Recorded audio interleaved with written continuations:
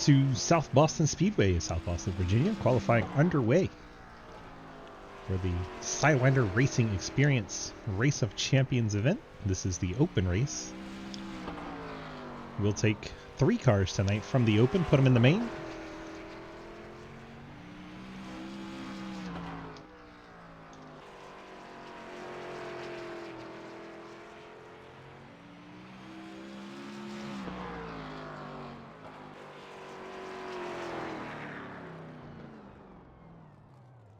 He completes his qualifying run. Ian Montrose in the 1, currently quickest with a 15:42. Pretty sporty lap.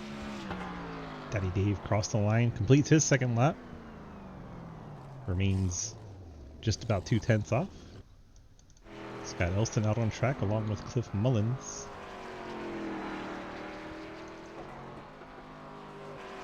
Scott's first lap puts him 3rd quick. And up to Cliff. Through 3 and 4. Cliff's lap will put him in 7th, slowest so far. Very surprising to see. See if he can't pick it up on lap number 2.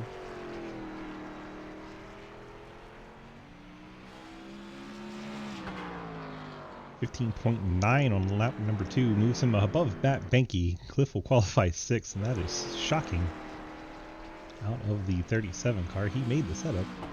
You would think he'd be a little better with it.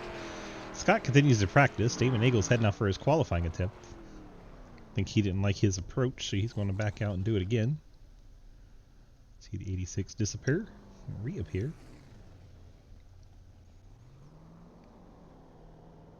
If he don't get his act together, we'll start watching Nelson practice again. I think he'll get on out there.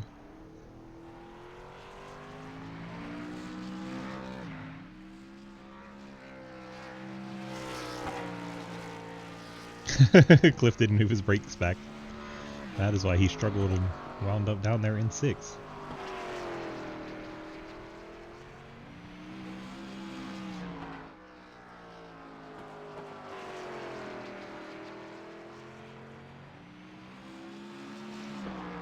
Damon's first lap, a 15.6, puts him 4th. Don't say much about Hayes. He didn't have a lot of time on track, but he popped up there in 5th. Damon going to complete lap number 2. A little bit slower, so he'll remain in 4th spot. See if he gets any extra practice, or if we just go to watch Scott running around in his TLR car. The 90s kid in me wants to switch that L&R, have the TRL car. If you weren't around in the 90s, late 90s, early 2000s, you may not get that reference.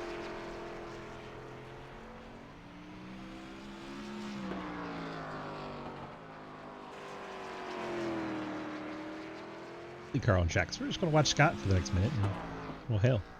See if we've got Ian to chat with. I think we do. Find Ian out here. Ian, DG, you got a copy? Hello? God, he must have gone to pee.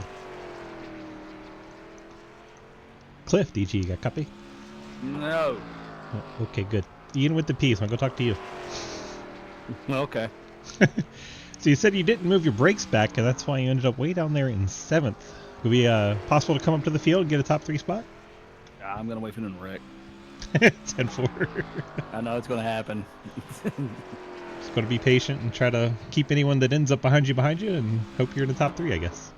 Well, I mean, realistically, contrary to popular belief, I'm better in the long run on these, so we get a couple of quick wrecks at the beginning of this thing, spread it out a little bit, you know, get a couple of cars kind of used up a little bit, and then we can start picking them off, I think. Main thing's going to be just don't bend. Don't heat it up? Nah, you don't want to do that. It doesn't work out too well. 10-4. Well, good luck. All right, appreciate it. Well, all right, that is qualifying, and now we move up into the booth. Got Hayden up here with us as we get set for 20 laps in the open. Hayden, what do you expect here in these 20 laps? I'm expecting a track blocking wreck on lap 1. Gosh. these cars will absolutely bite you with this setup here if you put too much throttle in it on corner exit, and that's very, very easy to do. But ultimately, I think it's going to all kind of sort itself out. I don't think you're going to see anything too much different than you have in previous weeks. I'm going to guess that Ian Montrose, your pole sitter, probably transfers.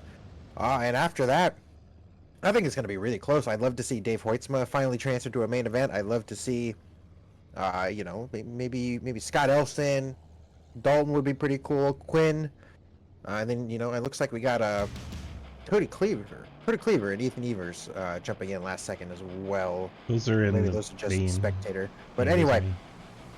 point Starting lineup, is, go. Point is, yes, starting lineup on pole, the number 1 of Ian Montrose in that Waffle House machine to his outside, the low drag machine number 79 of Dave Hoytsma. Inside second row is 85 of Scott Elson, and to his outside is the 86 of Damon Nagel.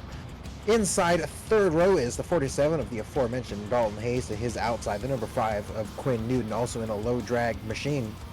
Inside fourth row, way farther back than he's accustomed to, the Spit and Venom Curly's machine of Cliff Mullins, to his outside the 35 of Matt Banky, and rounding out your field without setting a qualifying time is the 83 of William Ashebrander. There you go. Just in time. Still working through. Pace car heading off. Getting set for 20 laps here in the open. Flash bulbs popping as the field roars into turn 1. Ian Montrose takes it way down to the apron. He'll get a jump clearing Dave Hoytsma.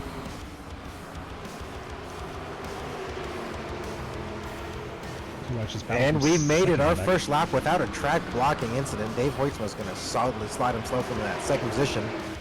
Right now the battle is for that third and final transfer spot. Yes, we are indeed taking 3 tonight. Getting spicy back there towards the back. Top 3 have got a single file. Oh, big punt. Back of the Quinn Newton machine into, I believe that's Dalton Hayes. They get to the Matt Banky and they crash hard. Will Ashebrander finds his way through, and that is our first caution. Quinn Newton, Dalton Hayes, Matt Banky all come together, and there's some spots for Cliff as he tries to find his way back to the front. There's the shot. Back of the Dalton Hayes machine. You still got music playing, Swiss. I'm working on it. All right. I heard but it. That kind of started when Dalton washed up the track. Yep. Kind of checked up that whole lane, and Banky went to the bottom, and Quinn also made a hard left and just got into his right rear. Gosh, Dalton Hayes hard hits. Hard shot there. Holy cow. That car is not driving straight, I don't think. No, that car is very not in good condition.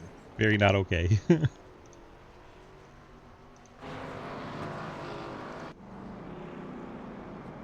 Like everyone's made it back to the pit lane. Dalton's car still dog tracking sideways. I don't think I've ever seen a Hot Wheels car drive sideways, but here we are. Oh my gosh, to make a contact on pit road.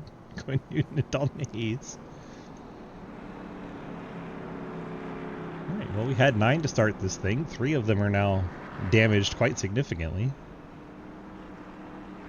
6 healthy cars still out there, and 3 of them are going to the main. The 3 currently in your transfer position is the 1 of Ian Montrose, 79 of Dave Hoytsma, and the 85 of Scott Elston. Definitely changes the game when you got 3 transfers. It definitely does. And we're going to keep an eye on how many people show up too, so some of these may get advanced. Lights are out on that iRacing pace car. We're going to go green this time by. We still got a car on the pit lane, Dalton Hayes. I think he has a meatball. That car may not be able to stay on the lead lap. Essentially put him out of this race. If he goes a lap down, yeah, that'll certainly end it for him.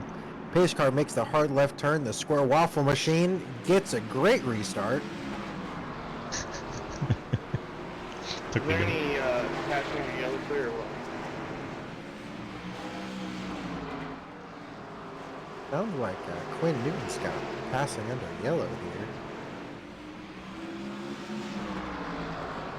Not sure what that would be for. No. If you pass the All right, driver one going to draw. the pit lane.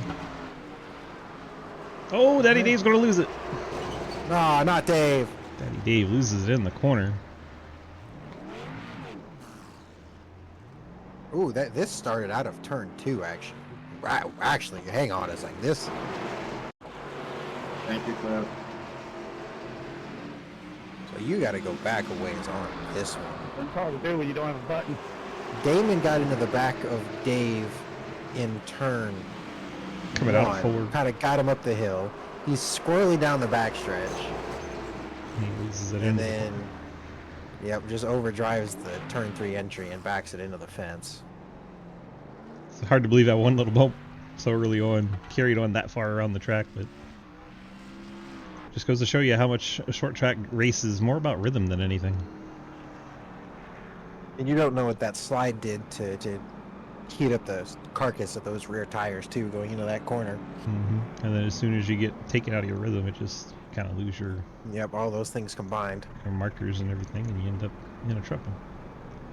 Good Hey, news is that 79 car looks totally fine. Backed it in nice and square. Yeah, just landed on those frames, the frame rails on the back.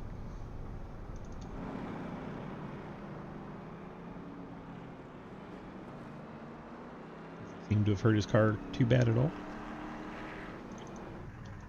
Quinn getting repairs. Montrose leads. Scott Elston second. Damon Nagel third. Cliff Mullins found his way up to fourth already.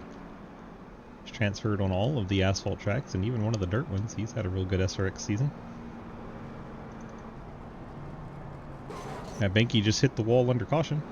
Damaged the left front. That was weird. That's why you don't text and drive, kids. Yeah. Lashbrenner 7th. Daddy Dave still in the lead lap. Dalton Hayes currently only shown one lap down, even though he's been on the pit road for 3 minutes because of that second caution coming out. Quinn Newton trying to get as much as he can get fixed. Remember, they don't count the caution laps, so they can sit on that pit lane as long as they want until we go back green again. Which will be this next time by the lights are out on that iRacing, what do they call it, a sedan pace car? Yeah, we're just going to call it a pace car because we don't get paid by Chevrolet to say it's a Silverado. We don't get paid by Ford to say it's a Mustang, so we just run the blank one. Hell with it. All right, your 3 transfers at the moment are Montrose, Elston, and Nagel. Watch for Cliff to get a good restart here. I know Montrose is going to get And away. he There he doesn't. goes. Cliff got hung up behind Scott. Scott didn't go anywhere. Matt Benke's going to try to take the spot away from Cliff. Damon Nagel moves up into second. Scott Elston way up the racetrack. That got It really tight. almost worked for him. He got a good run off the corner. Now Cliff trying to hang to the outside of Matt Benke. Everyone ahead of them single file, so we'll watch this battle. And we get our third caution. Newton around. And inside Daddy Dave. Tries to stay off of him, cuts it hard to the left, and loops the 5 around. That low drag car has had better nights. Maybe he just wanted extra time to work on the car. Back under caution we go.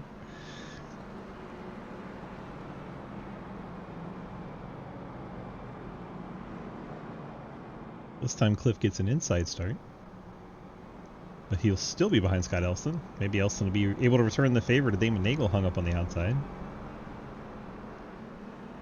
I think as we near the halfway point in terms of time, Cliff might start to get a little anxious here. Start to try to make some moves here, get up in that top 3 transfer position. Wrong channel. Scott, DG, and Hayden in the booth. You got a copy? I sure do. Looked like you maybe caught napping a little bit there on that restart. Now you're going to get the inside line right behind the leader. You going to return the favor to Damon and try to get second spot back? Not sure yet. Yeah, I caught. I was like myself because I practiced the bottom line for the entire week. So I got, thinking about how do I run the outside line next thing I know we're going. Oh, Oh, Man, your connection's gone to hell while we started talking to you. Yeah, he is blinking in and out. Yeah, it has. Hopefully Anyway, are you scared that Cliff is behind you on this restart? A little bit. A little bit more scared of Quinn, but Cliff and I have been racing pretty much all week, so I think I trust Cliff. As he comes to give you a bump. Yeah. You were saying. Reminding you he's back there. All right, well, good luck, and we'll see how things shake out for you. You're currently in a transfer spot. Okay, I was wondering if that was gonna stick tonight. Yep, taking 3. Okay, Good luck. thank you guys. He didn't sound very confident. No, he didn't, and he's certainly not a fan that Cliff is right there behind him. Is anyone ever? I mean, no, but I gotta ask. Hey, this guy that's known to be a hard-nosed short track racer and doesn't mind moving people out of the way is right behind you. How do you feel? Yeah, that's that question in a nutshell. So still the same 3 transfers as the previous restart, just a different order. Then it's Benke and Mullins. Montrose gets the launch. Back under green we go. Montrose clears Nagel. Nagel gets down the track. Matt Benke is ahead of Scott Elson. Benke's currently holding down the transfer. He sailed it off into turn 3, trying to make that outside line work, but it's not quite there. Elson, he's in the Benke in the wall.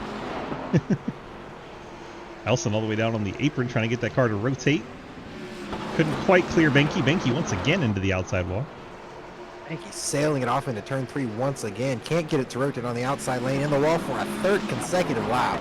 That puts Corner, Scott, sorry. puts Scott back into the transfer, and here comes Cliff Mullins. Gets by Benke, and he's going after him. And there's a wreck in the background. Daddy Dave and Matt Benke get together. I think Cliff Mullins had it before the yellow came out. It's Nope. I think it goes back to the previous lap completed, so that's going to put Cliff behind. We heard it from the radio that nope. Let's see what happens here to Benke. Oh, he gets to the outside wall, then turns right down into Daddy Dave, and then Quinn Newton collected into it. This one, none of Daddy Dave or Quinn Newton's fault here, just Benke catching the outside wall, ricocheting down into him. Quinn Newton definitely not having the best of nights. All that time Quinn took to repair the car and even bring out another caution to do so. Yeah. Right down the drain there. That strategy did not pay off.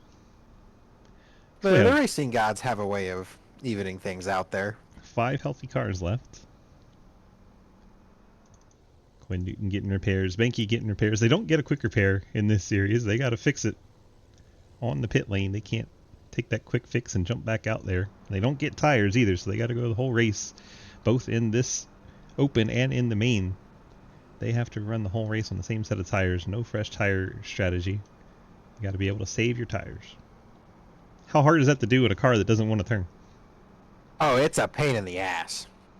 Because you gotta, especially if in the random draw or even in qualifying, you get up front. If you want to save your tires, you're just getting shoved through the corner by these guys that want to go. In a race that's only 20 or 40 laps, there's certainly an element of tire saving, but some guys decide that there's not enough laps to tire save, and they try to go to the front. And you're like, I just want to save my tires, and somehow none of it affects Blake. It never does. Is the general rule? Nothing ever affects Blake. No, never. He's like Joey He had Logano. to- He doesn't need to stop for gas. Apparently not. But People are about as excited when Joey Logano wins and when Blake wins. yeah, I'd say that's about accurate. Between CTC and SRL, I think Blake's got his career wins covered for. He probably doesn't need any more of them. As the lights go out on the pace car to find out who will join Blake Giglio, amongst others, in the main event. Well, halfway through this one, when we get to the line, turn them loose. Halfway in terms of laps, but we only have 5.5 minutes left in this session. So they need to quit wrecking. I need to quit wrecking and figure this out. Pace car makes the hard left turn on the pit road. Ian immediately gets on the gas. Cliff Mullins trying to hang tough on that outside line. Last transfer spot. Battling 85 of Elston for it. Winning And is- Dave Hoytsma around in the back. No caution yet. Nobody to trigger it back Cliff. there. Cliff was third on across the line there as Elston He's gets got up it. into him a little bit. He's got it. Elston backed off to try and straighten out his car, and that allowed Cliff to power up and take third on the outside line on that restart. Tell me Cliff Mullins doesn't want it. Cliff Mullins doing absolutely everything he can to try to get in the main event, but Scott Elston trying to settle down and find a rhythm and get back to him. See driver starting to use that apron as the racetrack rubbers up, trying to get that car to turn. Elston deep into the corner. He's going to pay for it on exit. Oh, And the 35 Benke Benke around. goes around. And that does bring out the caution. It almost didn't. It's very close to not bringing one out. But in the end, all for naught. Benke did a nice little loop there and powered it back up and nearly got us through with no yellow. So now on this next restart, the roles will be flipped. Mullins on the inside, Elston on the outside. The outside is what got to the third and final transfer spot. We'll keep an eye on that one as Quinn Newton once again brings it to pit road, and Dave has spun getting onto pit road. It goes from good to bad to worse to ugly for Dave Hoytsman. I hadn't seen it, Dave. I wasn't going to mention it, but Hayden had to be that guy. I caught it out of the corner of a camera angle, and I have to say, the way this 35 car looks, Operation Not Crash has not gone well. no, it really hasn't. He's been in It's a lot of them. A few crashes, even one under yellow when he hit the pit wall. Yeah. It's been a rough night for Mr. Benke. He's still only in, I believe, the 5th position, so some last lap shenanigans happened. He's not out of this yet. Dalton Hayes says he needs a fast. No, you're proving exactly why we don't need a fast.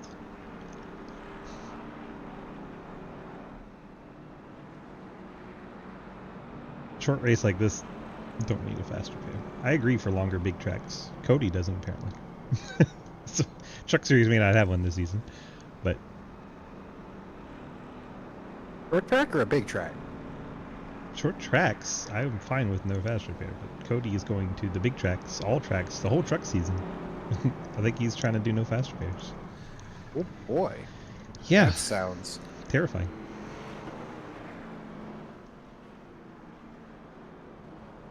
That would be one of the decisions of all time. Yeah, that would be a decision.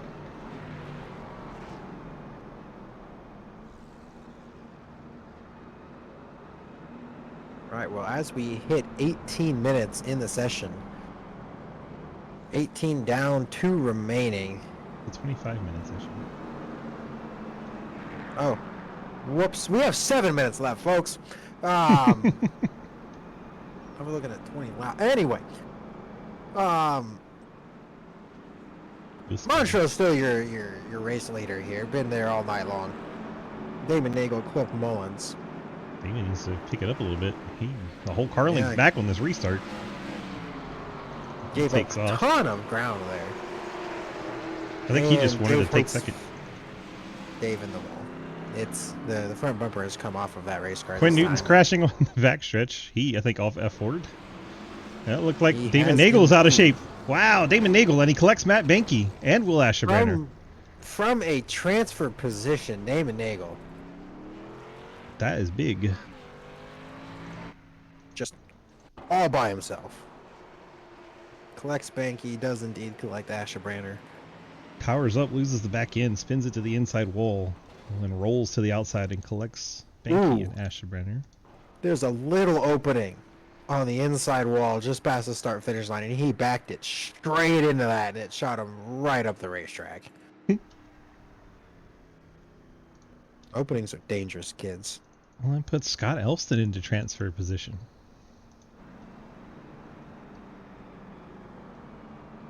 Two we had kind of expected to be there. Montrose and Mullins are 1-2. After that, it's kind of an open book to see who could get that last one. And here we are. Scott Elston, after Damon Nagel's mistake, finds himself riding in third and in the transfer. Dave and Dalton Hayes have both also retired from the race. Down to 6. 6 Asherbrenner for 3. getting repairs. Damon Nagel getting repairs. Benke's the hell with it, staying on track. Probably the right move. So now he'll be restarting 4th. Have What? we told the people who our special guest is tonight? don't think we have. I want it to be a surprise for most people. Stay tuned for the start of the open practice. Uh-oh. Well, hello, Mr. Steelhorse. Hello. How's it going? Just practicing. And how's that practice going? Yeah, it's a little weird driving this car, you know. It's, Very much so. Yeah, it's a little bit loose in certain places, tight in other places. You know, sort of my life, you know. Well, there, yeah, right? We just went live for you if you want to watch the end of the Open. So, Sweet. 3 of these guys are going to come join you on track in the main. Top 3 finishers. We're down to, I think, 4 healthy cars. Really 3, so that should be your 3, but we'll see what happens. All right. So much What? for it being a surprise. There he is. Yeah, that's our special guest for the main event tonight. We decided Steelhorse needed to come hate his life in an SRX car. Oh yeah. I've hated my life and everything else, so I want to do something new here. Keep it consistent, but make it new. Make it fresh. New ways to torture yourself. I'm always inviting that. Oh my gosh. Did you see the last car David Nagel dog track in there? Single file genius. Wow. Not smart to poke Cliff Mullins. Montrose gets the single file restart, takes off into the lead. Top 3 are single file. I can't stop laughing when I see David Nagel's car. Just sideways down the track. Perfect. I tell you what, he is giving it all he's got. Just in case He everyone will wrecks. not be denied here. Oh, this is that speed? Yeah, this is that speed. Oh, Oh, this is wild. Matt Benke in the wall. There's your top 3. Montrose, Mullins, and Elston. And Benke, Ashenbrenner, and Damon Nagel driving that car completely sideways. The effort is amazing. Absolutely full send. Here we go, coming to the white flag. Montrose, Mullins, Elston, your transfer positions. It's going to take a miracle for Benke to get there, I think. Yeah, it's pretty much settled. Montrose just has to bring it home to pick up the open win. Out of His turn number 4. third one of the season? Yeah, the 3 in a row, too. Cliff Mullins and Scott Elston will give you your transfers into tonight's main event. Those drivers can go ahead and apply to the main league. Get them taken care of. I think Montrose and Mullins are already in there. Just got to get Scott in there. So they can jump on over and get the practicing. We got about 17 minutes till we go live with our feature number 1 tonight. 2 features, both 40 laps. Let's go ahead and talk to Ian Montrose. Ian, DG, and Hayden up in the booth. You got a copy? Did he run away to pee again? Hello. There he is. Hi. Well, you got the win there in the Open. What was that, 3 in a row for you in the Open? Sweet. Yeah. Man, just killing it in these Opens. Easy transfer in, I guess. Didn't have a whole lot of drama this time. You weren't getting too much beating and banging. The only competition you had was Cliff Mullins under yellow there with that single file restart. That was interesting. I was like, he'll get it eventually, right? He'll get it, right? He'll Nope. get. Oh, he hasn't got it. Nope. Fair enough. Well, you know, he didn't look in his mirror or anything, but it's okay. We'll put that down to age. No, Damn. it's a cool racetrack. You'll see in the next. I think the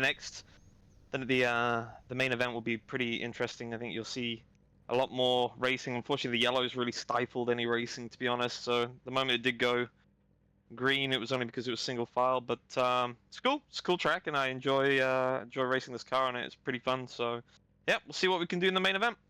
10-4. We've got the Open complete. You're moving on to the main. You're already set up in there, so I think you're good to go. Go get your practice on, and we'll see you in the main. See you in the main. Thank you. Being down to his channel and see about Mr. Cliff Mullins. Cliff, it is DG Hayden and Steelhorse up in the booth. You got a copy? God, y'all brought that guy in here? Yeah. Oh, yeah, this guy, he's in here.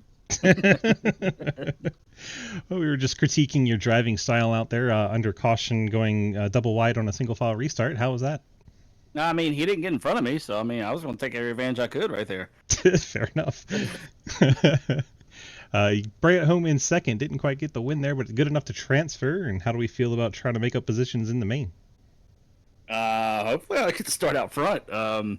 It's a little tough to pass here, especially with trying to put the power down on these things. It likes to heat the rear tires up pretty bad, and if you drive it in too far, well, then it doesn't fucking turn. So you're kind of just at the mercy of it. But we can roll the outside pretty good. The bottom's going to be the fast way, but you can get some stuff done on the outside. That's how I got into the transfer spot right there, and then Damon, I don't know what he did. I was really thinking about maybe just like Alt F4 and letting Scott get in, but I was glad he made it in too, because I was like, man, I didn't really use him up, but I didn't give him much of an option right there. It was like, you're either going to beat me off the bottom right there, or you're just going to fall behind me right there. And I think he got loose up underneath me.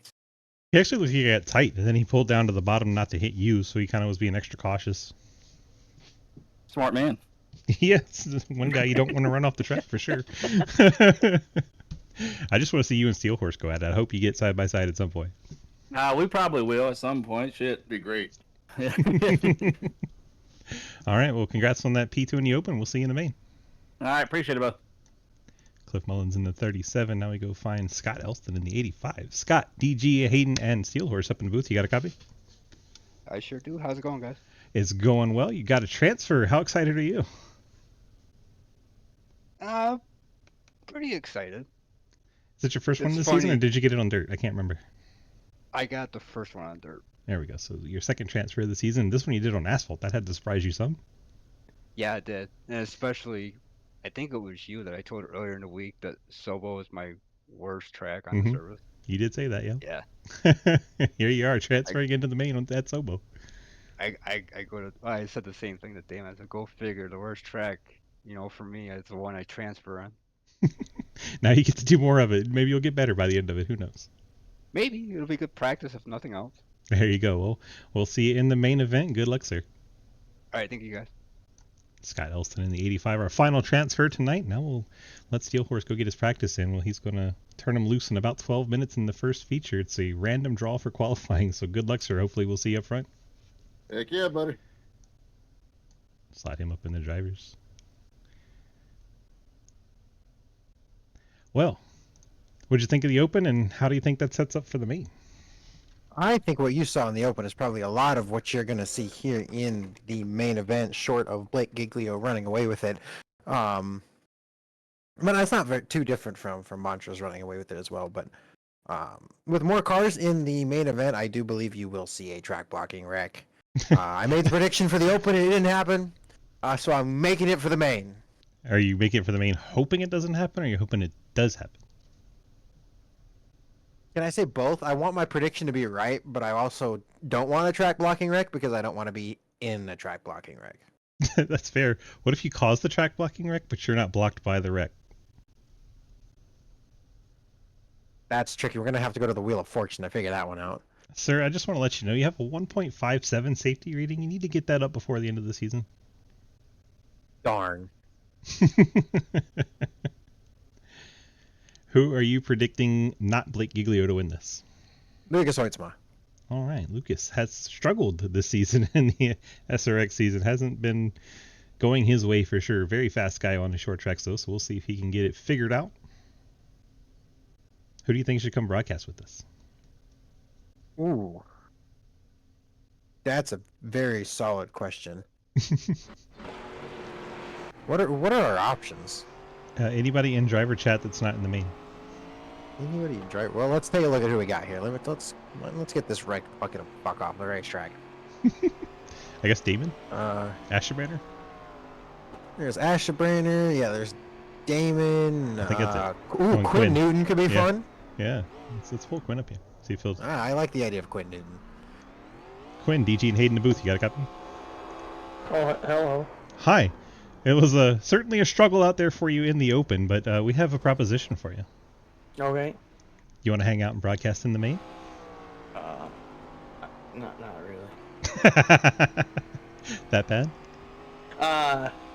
Well, Lucas is by himself. I said I'd Fair hang out enough. with him. I mean, what And if we- also, I'm kind of on my phone. Oh, doing yeah. a few things, Yeah. doing some stuff for the business and on the side. So I Also known appreciate as looking at the P Hub. that. No, no. I'm trying to find Trying to I can find a hear the place- embarrassment behind that, though. No, I'm trying to find some decent prices on cards, man, because everybody's just price gouging. It's tough. It's tough right now. But I did get some new NASCAR cards, and they're sitting next to me. And not this weekend, but next weekend, could be like at least minimum 8 autos in the breaks. I'm pretty excited about that. Dang. Yeah, that'll be fun. That All right. that race tonight, though, not fun. You were struggling a little bit. I got real bad wheel damage off of like lap 2. Dang. And tried to repair that. Got in another wreck. Had worse wheel damage. Wouldn't turn to the left. Got that fixed. Dave missed a shift. He did warn me though that he had a new shifter and I should watch out. I didn't watch out. That made it worse. I spun again. I said I've had enough. He tried to warn you. He did. And that was on me. I should have known better. Well, since you're here, go ahead and plug your 712s and we'll let you get away. Yeah. 712 breakdown whatnot. We're gonna be running some NASCAR stuff here.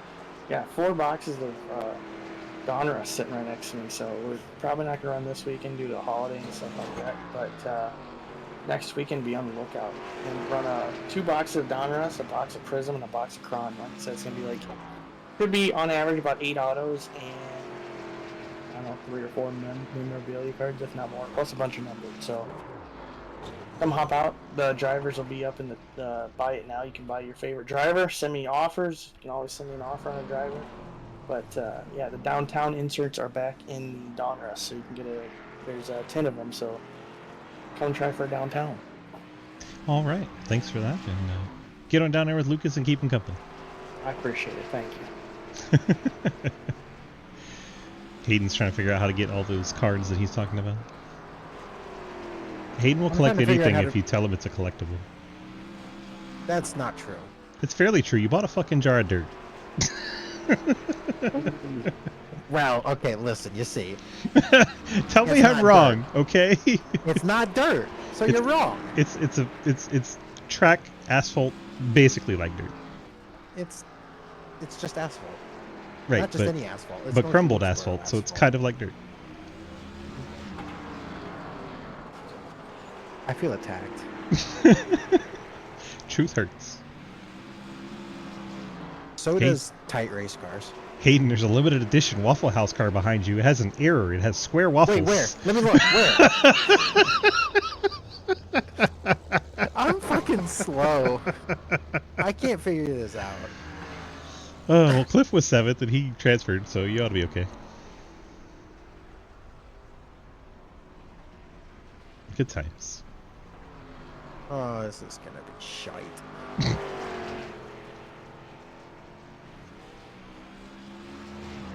I've never been good at Sobo. I'm not great in this car. So the combination's fantastic. A top 5 is the goal, boys. I think the goal is to quit your bitching and have fun. Oh, this series has been fun as hell. Damn, Scott. Just tore up that car. Where's Mikey's dumbass? I'm gonna message him.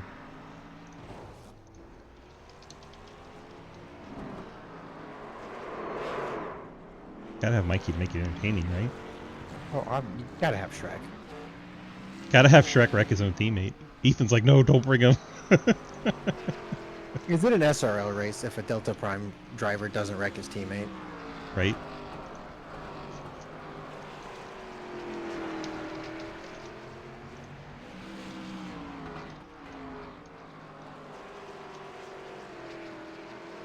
For scientific purposes.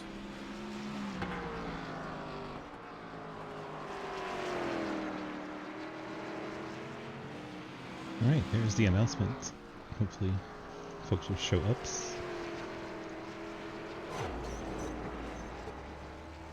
Alright, so if I need to yeet this thing against the outside wall to get black flag and not finish the position I come across the line, I absolutely can. Because it works. Cody Cleaver destroying the 2 car. We got 10 cars here. This should be fun. This is gonna be terrifying. Bill Rivard and Harry Grindell are both here, so we'll have the beef. Alright, just stay ahead of those two. Cliff Mullins trying to keep pace with Cadell. every other goddamn thing out there. I want you to be perfect. Man, the field is only separated by like a tenth and a half. Yeah, all the way back to Elston. And Blake's not even here yet. No Blake yet. Lucas Hoytsma, top of the charts right now with a 15.45. Montrose a 15.45 in second. And you have Steelhorse in the 69. Our special guest for tonight. Asked him to come out here and run with the fellas and have some fun. We were going to do it for Langley, but he was out of the country. Since, you know, he lives right next to Langley. So we brought him to Sobo, the closest thing we got to Langley. Comparing those two tracks in any no. The tracks are not comparable, other than they're near each other geographically. That is it. Ow! Cliff Mullins with an ow. Oh my gosh, Cody Cleaver head first into Scott Elston. Getting crazy. That was for Pepto. I got probably still mad.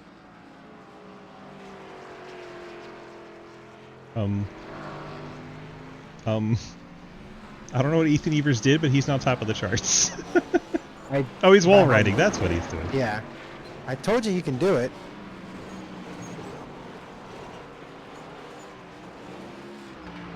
Ethan's being a cheater.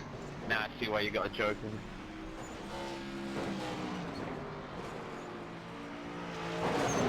I give full permission to everyone to intentionally wreck Ethan Evers whenever he wall rides. Fucking cheater.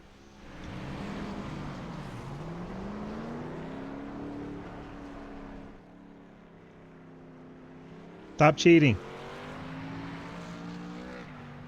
Is it in the rules? Yes. Is it? I'm pretty sure it is. But is it? Yes.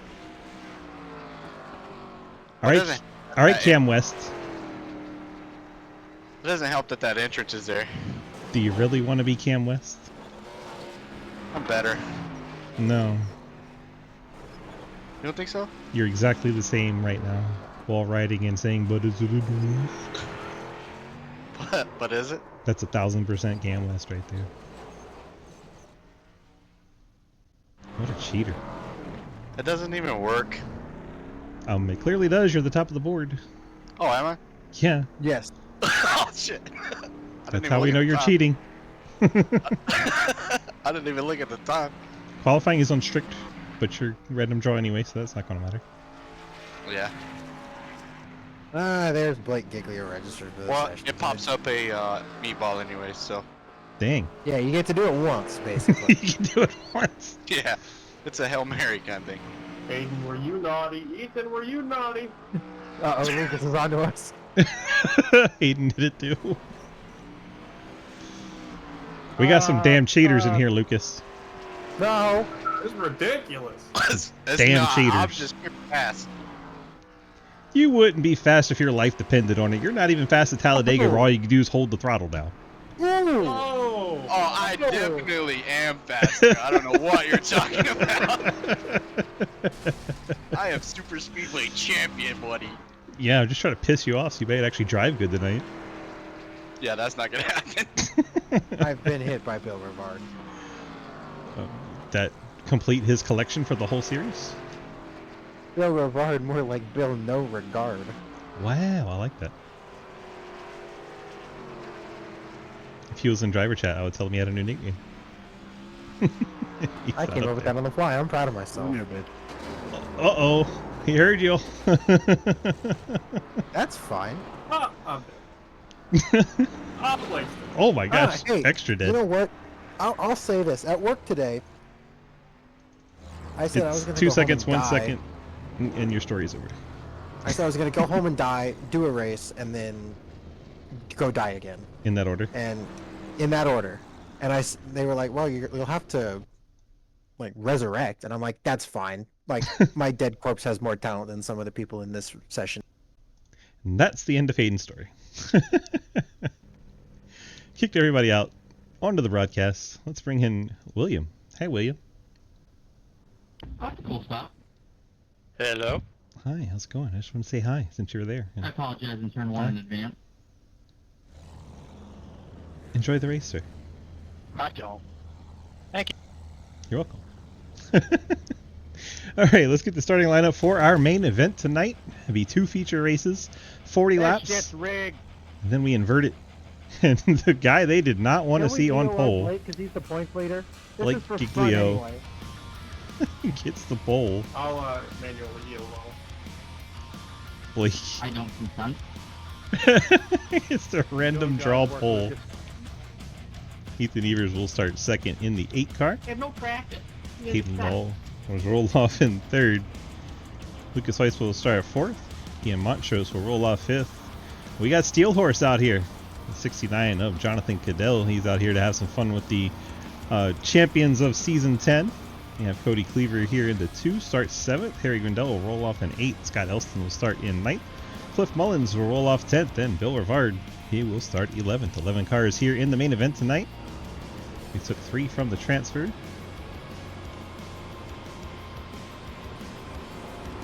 Get an extra pace lap here as his cars work through this South Boston Speedway short track. Blake Giglio, Ethan Evers, your front row. Opposite ends of the speed chart, other than the lap that he kind of cheated and rode the wall. Won't be able to do that tonight because it'll give him a meatball and he will not be able to finish the race with a broken car.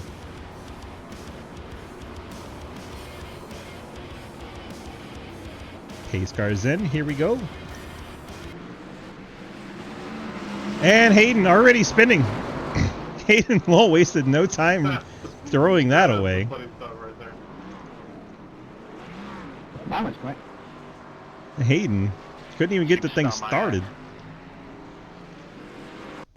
What happened to the 56 car? He restarted 3rd here, or started 3rd, not restarted. Right in front of Ian Montrose. Remember, this is the best of the best that we got. Oh, he rear ends Blake, and that gets him all kinds of out of shape. That's actually kind of funny, Cliff. That was one of our 3-time champions in Season 10.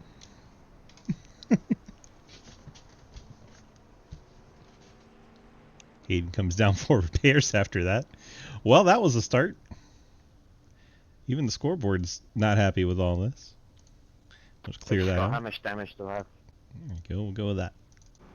Blake, were you in second gear on the start? Yeah, I think the problem was I was in first. Oh, jeez. I don't do it. I don't have that on these big jobs. Listen, I'm just here for SR, so. See, at least mine was funny. That wasn't. It's being super goofy. It's telling me to let the 85 by, and I just did. That is goofy. Montrose's car heavily damaged. My wheel turned off. Bill Rivard's wheel turned off. He was sitting there talking about getting a new wheel to me today in Discord, and wow, he almost wrecked there under caution. Be a good reason to get a new wheel. Your wheel's turning off. Your nose is done. This is lap 1. Pedal is fucked off. This is lap 1. Bill Rivard's wheel and pedals. USB issues. You suck balls issues? USB? It's a skill issue. That dude. I think you rolled the center too good, Bill. Oh no! It's telling me to let Scott by, but he's in front of me. If you were here for the whole season, you would get that joke. See, now that's a callback to a couple of weeks ago. Cliff explaining the joke, being the new Mike Chris. I don't think he thought that was very funny. Ethan gets to start on the front row again. I don't think he's ever done that. 2 restarts in a row in SRX. He's going to be excited. Pace car's off. Here we go. Blake gets the jump. Lucas is going to follow him through. Flag, catch the pace. We'll clear his black. That will be perfectly fine. Thank you. Looks like Cadell has gap to get down if he wants to. He'll suck in behind Harry Grindell. So Lucas takes the spot away from Ethan. Harry gets into Ethan a little bit and then has to save his race car. Fortunately, did not spin it into the inside wall. Lost a bit of ground. Cadell tried to get to his outside, not able to get there. Harry Grindell will sell it back in. Now Cadell in 5th with Cliff Mullins right behind him. That's what we were waiting to see. A couple of Virginia short track fellas going at it. There's a bunch of single file up ahead of him. So we'll watch this. Cliff Mullins gets to the inside of Cadell. He'll try to keep that car right down on the bottom. Cadell gives him plenty of room. I would too if it was Cliff Mullins inside me. And Cadell falls to 6th. Cody Cleaver and the 85 Scott Elston just behind. They're making contact. Right behind them is Hayden Lull. He fell all the way back to the back of the pack after that first lap incident. Cody Cleaver hanging tough on that outside, and he's going to actually clear Scott Elston. Checking on Ethan Evers being passed by the 70, Harry Grindell. Now Cliff Mullins in 37 going to try to find a way by. He gets high on corner entry, trying to drive it straight on exit. Gets right to the back bumper of that Joker's car, then loses the back end. He's going to slide it into the pit wall. Cliff Mullins brings out caution number 2. I didn't even see the car in front of you, mate. Montrose and Elston have an issue after that happens. There's it is. Just punts the 85 into the outside wall. Knocks the nose off the 85. So a secondary incident. Scott Elston unfortunately losing the nose. But Cliff Mullins was having such a good run, and then he got a little too excited, lost the back end, spun it into the pit wall. He'll be embarrassed about that one. He'll probably be mad at me for showing this replay, but we're going to watch it. Looks like Bill Rivard also has had an issue. In the 10, the wheel cutting off. Let's watch what happens to the 37. Right behind Ethan Evers, loses the back end, and then just around it goes. Bounces it off the barrels. Fortunately, hit kind of right in the door. Didn't hit the wheels, so you might be okay. Has it in the pit lane trying to get some repairs. Let's watch what happened to the 10. Had reports he also got turned into the inside wall when the wheel cut off on him. There it is. It's all by himself. See, that's what happens when I try not to wreck somebody. Oh, you got on the brake? Goes the 10 with the wheel Just issue. a tad.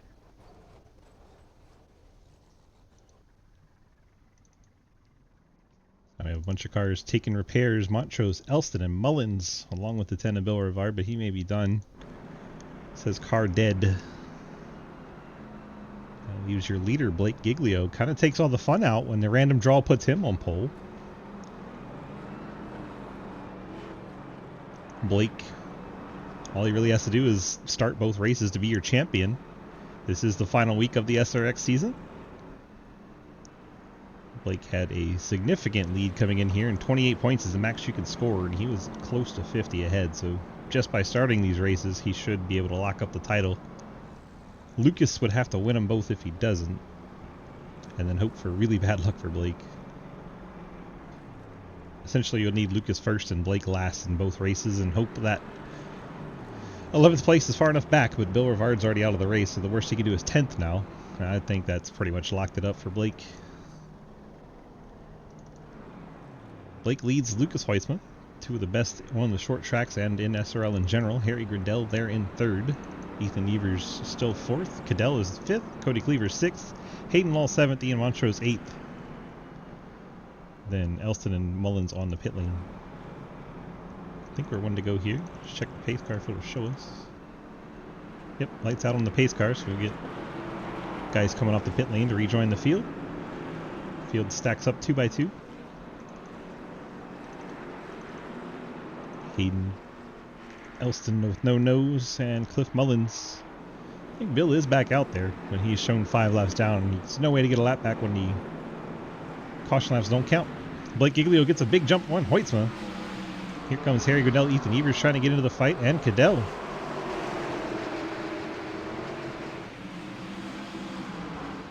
Heitzman right on the back bumper of Blake Giglio. These two have a ton of 1-2 battles in SRL history, and here we go for another one. Blake currently your leader, Lucas right on his tail. See Hayden Lull trying to put it 3 wide on Jonathan Cadell. I don't think Cadell's going to be too fond of that move. really went crazy getting to the bottom to go 3 wide there. Lowell trying to get that Napa car ahead of the Sim Magic machine. Up ahead, they have the 2 of Cleaver running the outside lane. It was actually gaining ground on the number 8 of Evers. Now Hayden trying to split them 3 wide. Ethan having none of it. Drives all the way to the outside wall. Then Cadell goes through the middle.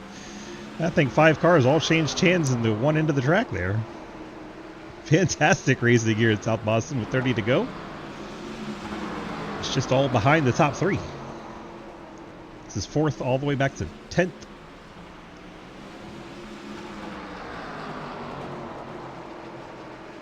Hayden Lowell trying to clear Cody Cleaver. He'll set sail after Harry Grindell now. Back to the bottom, Hayden goes. Down the back stretch. Ian Montrose inside teammate Cody Cleaver, the 1 and 2 side by side.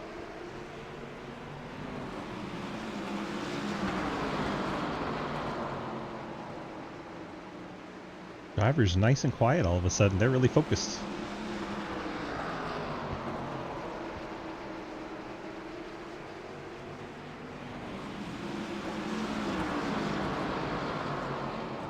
Up front, still Blake and Lucas. Lucas keeping the pressure on, but has not been able to get alongside.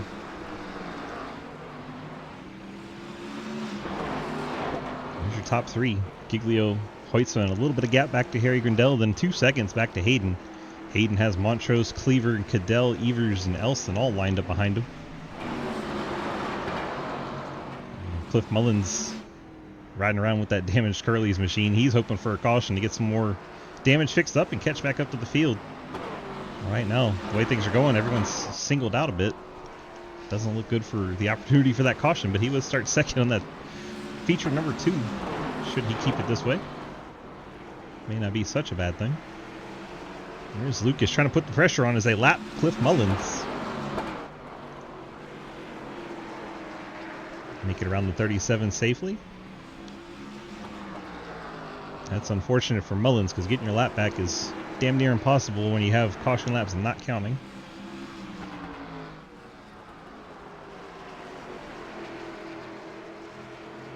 Giglio and Hoytsman remain nose to tail, this closest battle on track currently. Lucas trying to keep Blake Giglio honest here. Let's go on board. The number 97 will watch the different lines the 2 leaders are running. Looks like Lucas is a little lower. Meanwhile, Ethan Evers closing in on Cadell.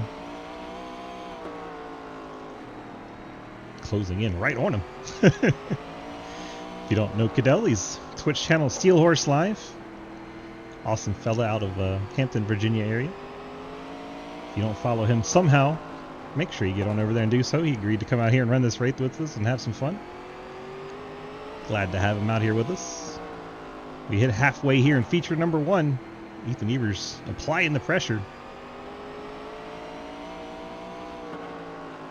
Oh, he's getting there deep. He gets into the back of him. He's pushing him up the hill. Oh my gosh. Damn. Ethan goes around. No caution. He gets in the back of him, pushes him up the hill. Cadell does a great job not losing that race car. Then Bill gets punted around. Scott Elston gets involved, and, well, nobody passes anybody, and we stay green. So now really the only battle on track is Lucas Hoytsman and Blake Giglio is there next to Ethan Evers. We'll go back on board the number 97. Blake trying to get inside the number 8. Ethan trying not to give up that lap because he knows that's basically race over.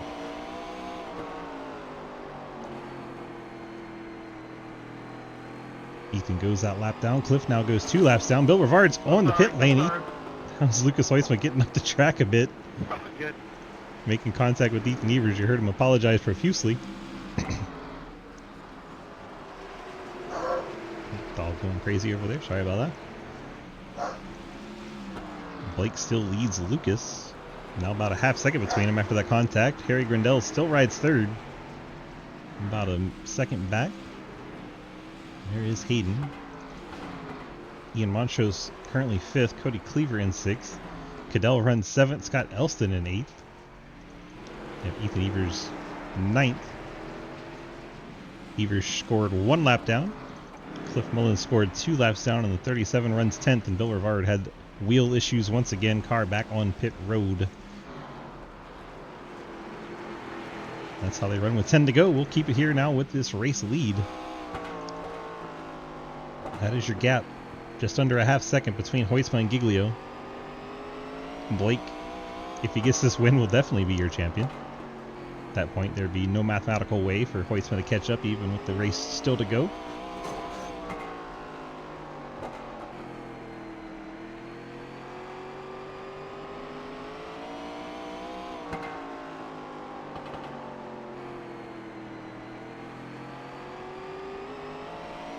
Laps are winding down quickly, now down to 9 to go.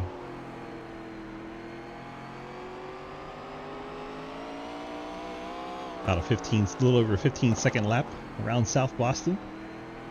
About 2 minutes away from the checkered flag here. Lucas really trying to push the issue, got up against the wall, trying to find some speed, got it down under 4/10. Blake had it hooked up a little better.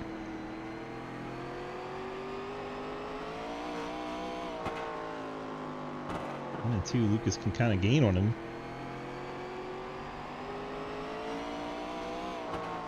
Definitely trying everything he can to get the power down. Trying to keep Blake honest. That's winding down in a hurry. Still closest battle on track as everything got really spread out. Blake, big slide coming off of turn number 4. That may give Lucas an opening here. Blake did a good job to recover from that, though. Only lost about a 10th. Come off the corner. 4 laps to go from South Boston. This is your battle at the front of the field, 1 and 2. Lucas really closing in now. I don't think Lucas is the type of guy that would move his teammate. But he would definitely race him hard. 3 laps to go. He gets the outside wall coming out of 4. Doesn't seem to slow him down at all. In fact, helps him get to the back bumper.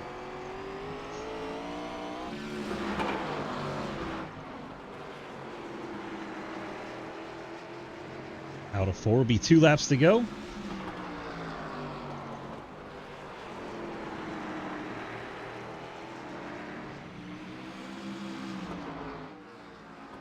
And this will be the white flag lap. Out of 4 they come. Barney waves that white flag. Last lap in feature number 1, then we'll invert the field and run it again. Blake will have to start last in that one.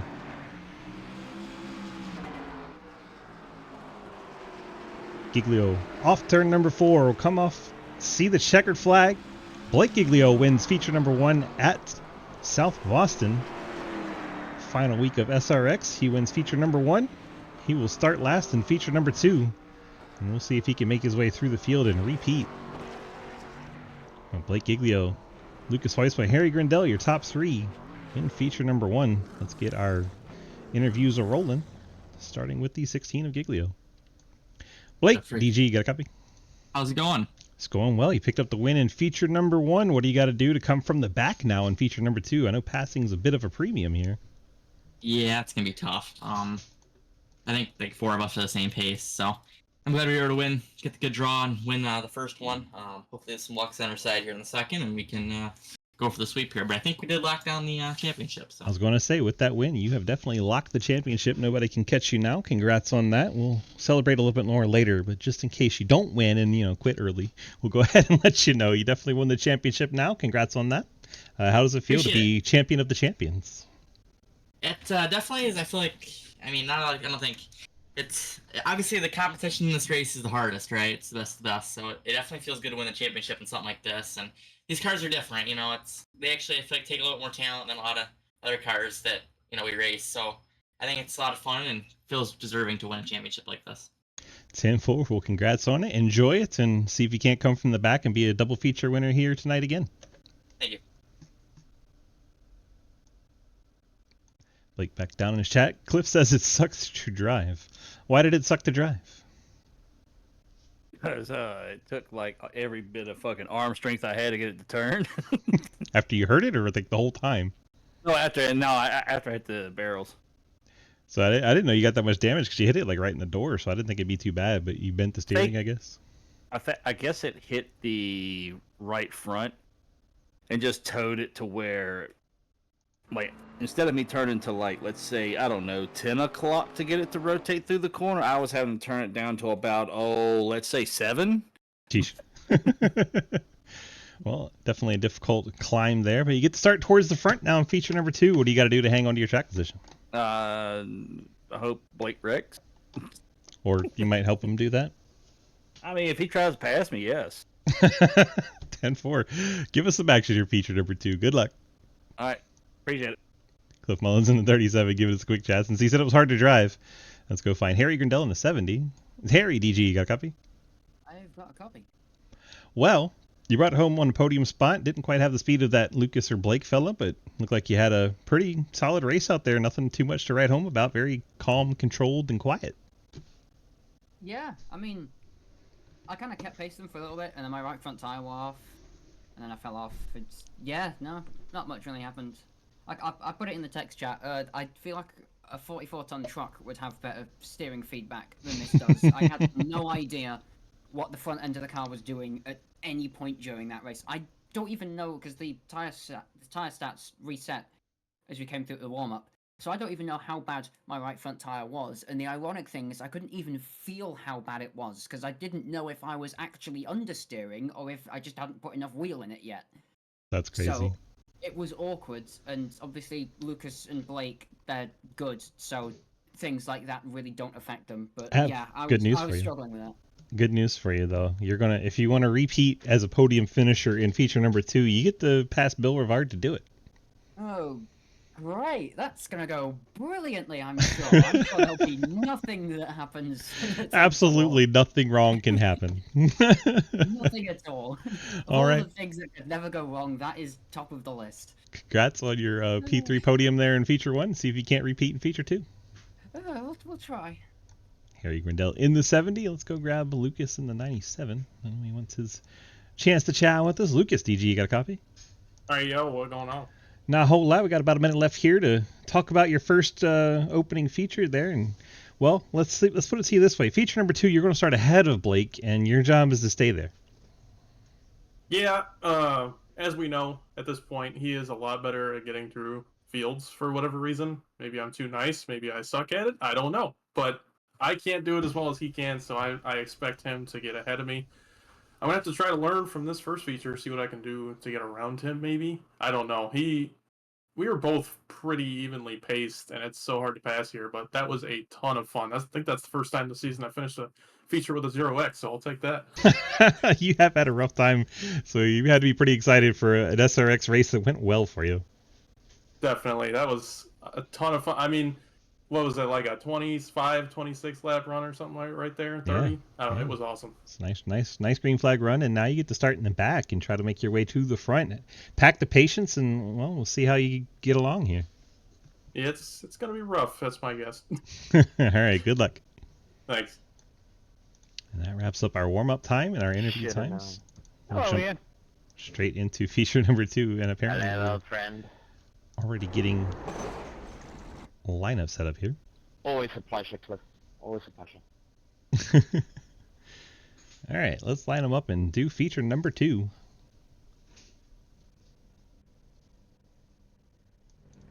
There we go. Field filling out.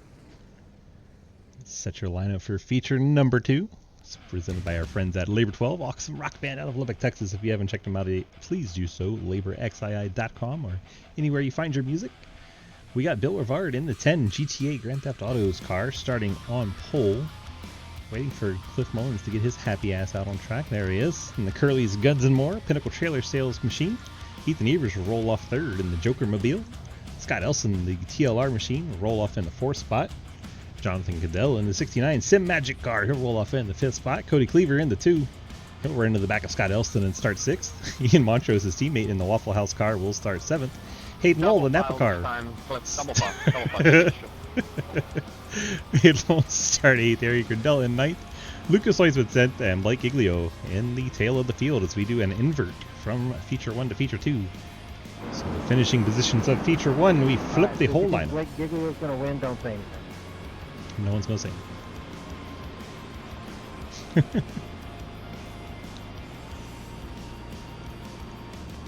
Yeah, that's about right. Come on, guys.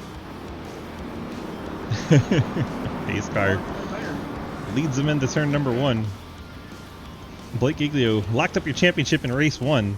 Here we go in race 2. He gets to do a victory lap. See if he can come from the back and pick up one more win on the season. Final race of the SRX season about to get underway. Thanks to Labor 12 for the awesome lineup music. We appreciate everything they've done for us in SRL. Uh-oh, we got a blanker.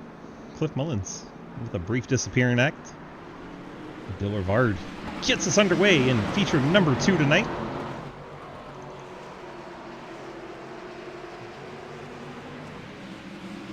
So far, everyone playing nice. It's like Cadell's been able to pick up a spot. Elston didn't get the greatest launch from the outside line. Cadell's picked up 4th. Mullins and Evers side by side for 2nd. Evers going to get into him a little bit. Cliff Mullins hangs on to it. Ethan knows he doesn't want to do that. Hayden Lull, the Napa car, 3-time champion this season, has gone around, and first wreck in both races has been Hayden Lull. Poor Hayden. Not having a great night, but said he's having fun, so that's all that matters. See if we can catch what happens to him, as that went way too far back. I had this set up for interview times instead of what we want. See, he's ahead of Harry Grindell. Harry gasses it up, gets it to the back of him, but that didn't wreck him. And then he bangs off the 2 of Cody Cleaver, and that loses the nose. Sends him to the inside wall, and he turns it around on the backstretch. Fortunately, nobody was coming. And Hayden will rejoin the fight, stay on the lead lap. He'll take a little damage repair here. If you're new to this series, we don't have caution laps counting, so he can sit on pit road as long as he likes and fix as much damage as he wants until it goes back green. Bill Rivard maintained the lead there. Cliff Mullins up to 2nd. Nice jump for Mr. Mullins. I think he was initially 2nd, then had to get back up there. Ethan Evers in 3rd. He's ahead of Cadell. Cadell, I don't know, Ethan got into the back of him earlier in feature 1, sent him up the hill. We'll see if Cadell has any feelings about that as he restarts behind Ethan Evers. Ian Montrose, the Open winner, currently riding in the 5th spot. Scott Elson transferred in. He's riding 6th. Cody Cleaver sits in 7th. Lucas Heusman has made his way to the 8th spot. It's ahead of Harry Grindell. And Blake Giglio, he's only ahead of Hayden because Hayden spun out. Counting every one of those, Ethan. Apparently Ethan's bumping the back bumper. I don't expect anything less. Of that 37. Check people out for no reason. Field getting formed up for a restart.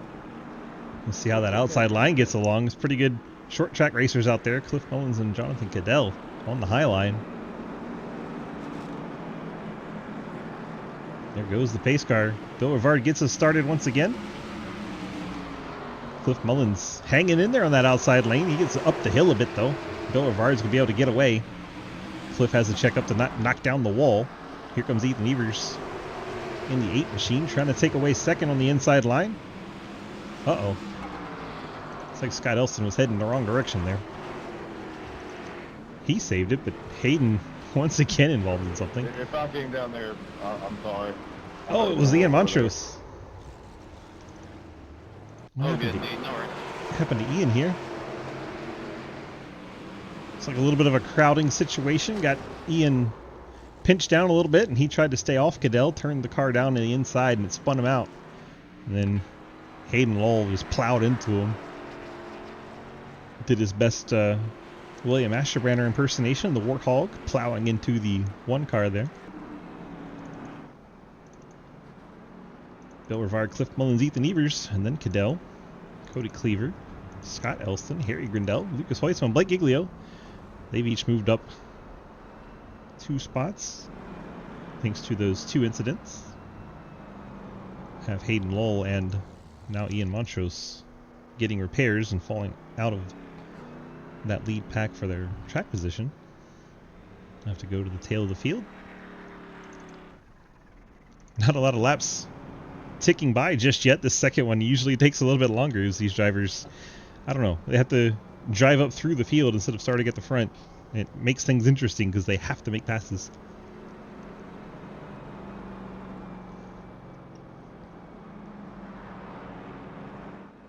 Let's get a chat with our buddy Cadell. Cadell, DG, you got a copy? I'm here. Well, it's been an interesting night so far. How do you think of this car and, well, the drivers in general? Just having fun out there? I am. I think I might have called that last one. I did kind of crowd the Waffle House car there, and I love Waffle House. I apologize for that, but I learned into the heat. I was driving the crap out of it and killed my tires. So I'm gonna try to take it a little easy here and not wreck. I have an important question for you. I've been to a lot of Waffle Houses in my life, and if you look at the rear wing of that car, there is a square waffle on it. I have never seen a square waffle at Waffle House. Neither have I. He's a poser. It's fucking shenanigans, my man. Shenanigans. All right, good luck. Thanks, bud. Steel Wars having a quick chat with us there. Bill Rivard pushing the 37 up the hill there. Getting great launch. Ethan Evers now working to the inside of Cliff Mullins. The inside line has been very powerful in these restarts. Ethan, not known as a short track driver, he's Mr. Super Speedway, where he got his championship and his invitation, but here he is passing Cliff Mullins and taking second place in the restart. Very impressive from Ethan. Cadell stuck outside the 2 of Cody Cleaver. Harry Grandel trying to fill the gap, make sure Cadell can't get down. Cadell's going to try and save tire, but he's stuck on that outside line. It's hard to do up there. Here comes Harry Grandel charging the corner. Cleaver up the hill right in front of Cadell. Going to make him lift a little bit. Harry going to take advantage, get alongside. And here comes that Blake Giglio fella. That red 16's entered the picture. And right behind him. Oh, they're stacking up. Cody Cleaver goes around. Cadell's involved. Hayden Lowell, and there's the track blocker that he predicted. I saw Blake's undercarriage. That started with the 2, I believe. Did you just pile drive through him, Lucas? Let's watch the 2. See what happens. He throttles up. The back end comes around, loses it into the outside wall. Cadell nowhere to go. Giglio, no time to react. Hayden Lowell gets into the 2. When I saw his fuel cell, I decided that I should just full throttle trying to get through it. You're like a snowplow. I just followed right behind you. Let's get the drone shot out and watch Lucas as he works his way through this mess. He may have gone a little too far back. Well, that's okay. Sorry about that, everyone. I think Cody Cleaver loses it on exit and then overcorrects into the outside wall. Cadell had no time to react to it. Lap in the first one. Am I allowed to get thick lap in this one? Thanks. There it is. Lucas goes up underneath Blake and turns him around. Goodness gracious. Looks like Harry made it through. Got loose, couldn't correct it. Let's see, I think Hayden piles right into here. Hayden predicted the track blocker, and well, here it comes. Nowhere to go for Lucas Heusel. The whole track was blocked. Scott Elston gets a piece. Did Montrose make it through there? I think the one car sneaks through here without touching anything. Right there, the whole track's blocked. Montrose just hangs it down to the bottom, hits the brakes, makes it through. After Lucas makes a hole. Good job, Ian Montrose. The Bulldog finds a way. Cadell, caution laps don't count. Hey. Let me know when y'all on the green. There's the pileup. Giglio into Cadell, gets him up the hill. Cadell car doesn't look too bad. We'll have to see how it's driving. Coming to the green right here. Yes, it's my actual last name. Make fun of it all you want. Go ahead. Wall. Lol. All right, I just had to get that out. We're good to go now.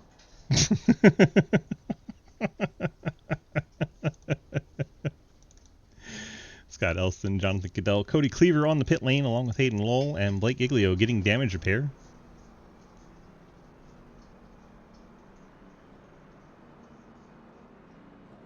There's a party in the pits currently.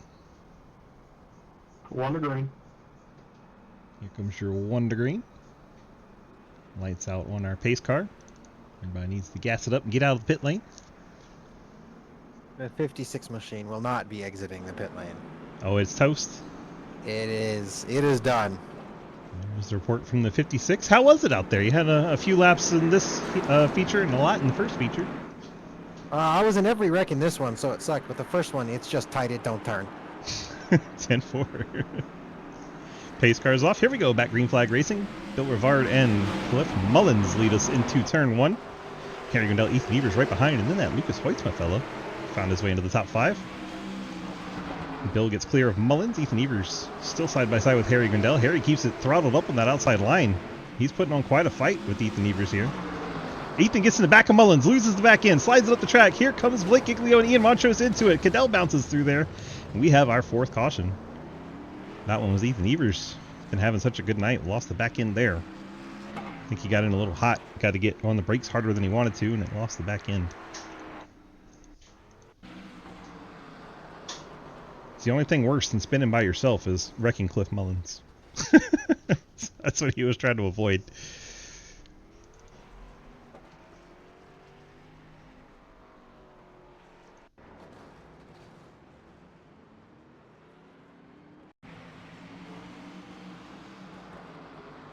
Lost the front end, yep. Ian comes in there and knocks it off.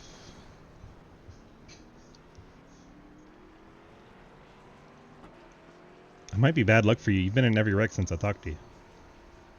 Yeah, I think you are, man. Like, why did you have to say anything? Well, I'm back here to fix it, okay? If I talk to you again, it has to, like, go back, right?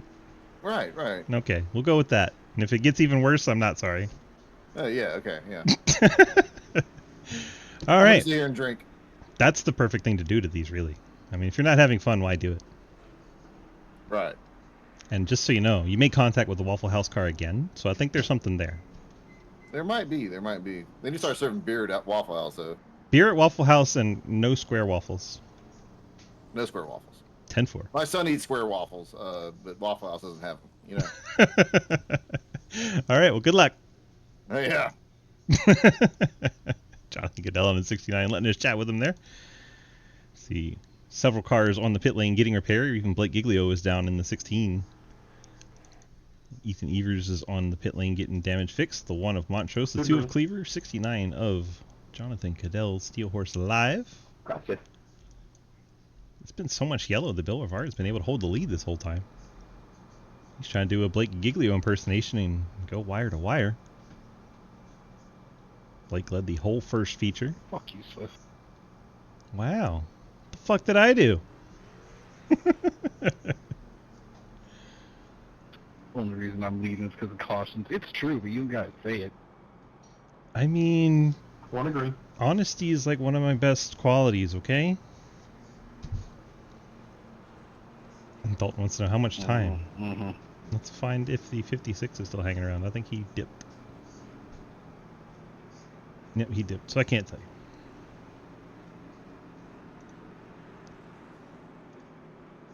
Getting set for another restart. Bill Rivard trying to shove Cliff Mullins up the track. I can tell you, poking the bear is only going to get you hurt. Harry Grindell, great launch here. Gets way up inside Cliff Mullins. I think Cliff got a little rattled by that door contact from Rivard.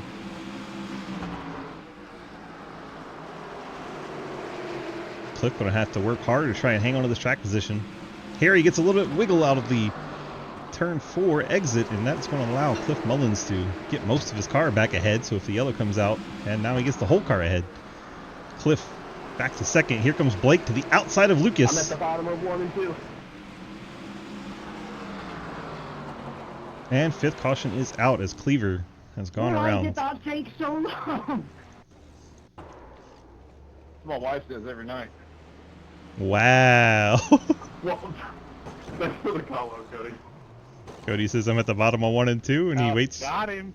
Waits, and there's the caution. I was trying so hard to get it spun around, but I didn't have enough room. Unfortunately for Cody, that puts him a lap down. Unless the caution came out right before. There if you didn't call it.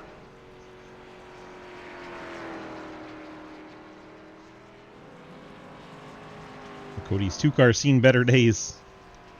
Been a bit bumpy here in feature number 2. Cody hits the pit lane. Dalton, they have an hour to complete these races, so if they can't do 40 laps in an hour. I want to just observe that Blake got vaulted like a high jumper and he's back to 5th. How?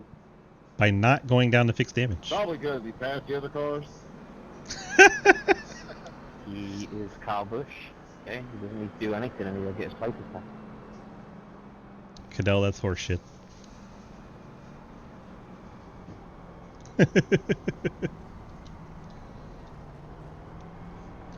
The secret is he's not pitting to fix the damage and everyone else is, and next thing you know, he's the last car that didn't pit.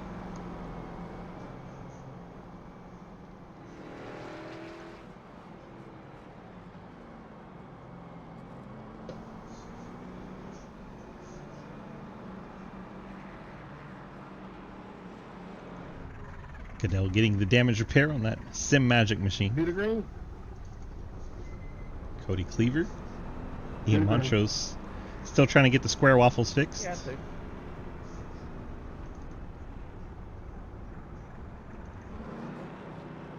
Bill Rivard leads in the 10. Seems to have his wheel issues sorted from feature 1. Cliff Mullins gets to restart second once again. Is able to hold off Harry Gundel on that last one. Cliff probably tired of restarting on the outside though. Lucas will restart fourth, and he'll have Blake Giglio on the inside this time. 1 lap until the green flag. We're getting very professional in here. It's Ethan Evers.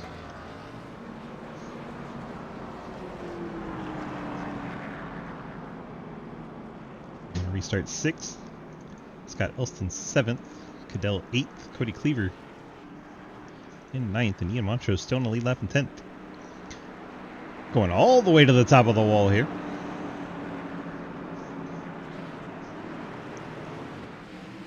Cliff launched. And I am confused. Bill getting into it a little bit. Holding my breath, good gracious. Door to door, banging off the corner. Across the start finish line, Cliff Mullins and Bill Rivard putting on some great action. Now Lucas Hoytsman wants to get a piece of it, and Bill Rivard's going to spin it. 10 car into Blake Giglio. Giglio noses into the outside wall. Cadell makes it through, as does the 1 and 85. Bill Rivard looks like he got contact with Cliff Mullins. Around he went. Let's go on to the drone shot and see how it unfolds. Door to door coming off the corner. Lucas gives a shot to Rivard. Rivard, looks like maybe a tiny bit of netcode involved there. And Blake Giglio just hard into the outside wall. That may be the 16's night, but he is already champion. He don't care. Bill Rivard going around. Let's take one more look at the moment of contact. It's just such a light touch. There's a little tap from Lucas. That didn't really do much. Looks like he's trying to get the power down, and then maybe the slightest bit of netcode pushes the 10 car to the left, and it spins it out into the inside wall. Blake Giglio just nowhere to go. Let's ride on board with him through this.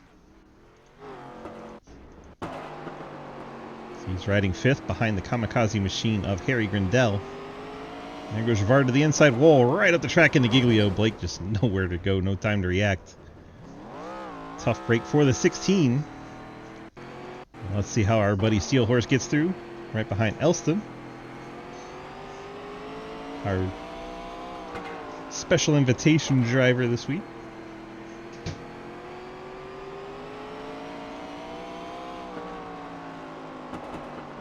There's a little bump from Hoytsma up into Rivard. Then Rivard trying to stay off of Mullins. Has the car pretty well to the left, and that little bit of netcode finishes him off, and Cadell just gets down by the inside wall and sneaks through.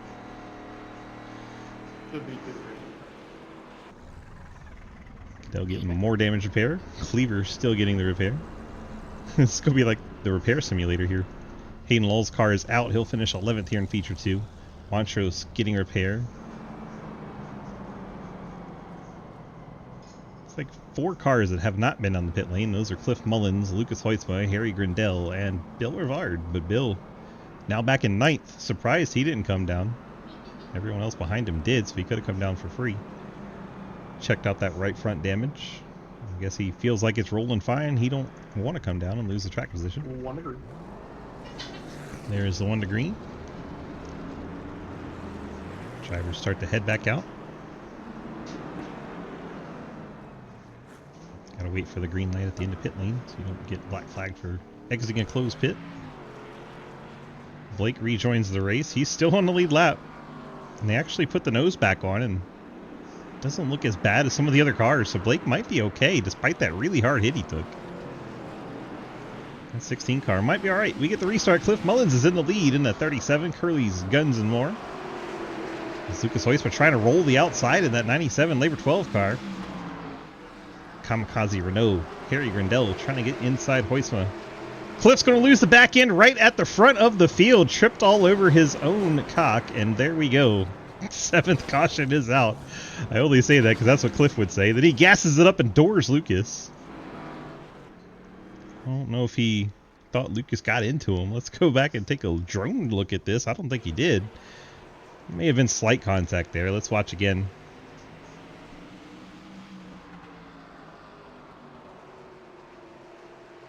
Yeah, Lucas does get that right rear, and it gets Cliff out of shape, and around he goes from the lead. I'm sorry, Lucas. I didn't know where to go. And then Cliff, rightfully upset, you're good.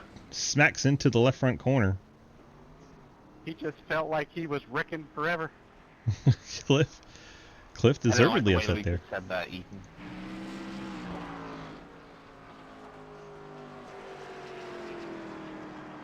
Now we know why the 37 car is angry. Someone's not. You know what's absolutely insane? We're not even halfway through Feature 2. This has been quite a wild sequence of events. Cadell's still getting damage repair, and, well, Harry Grindell and Lucas Heusmer are the only ones that haven't pit, and Lucas now has plenty of damage to that car.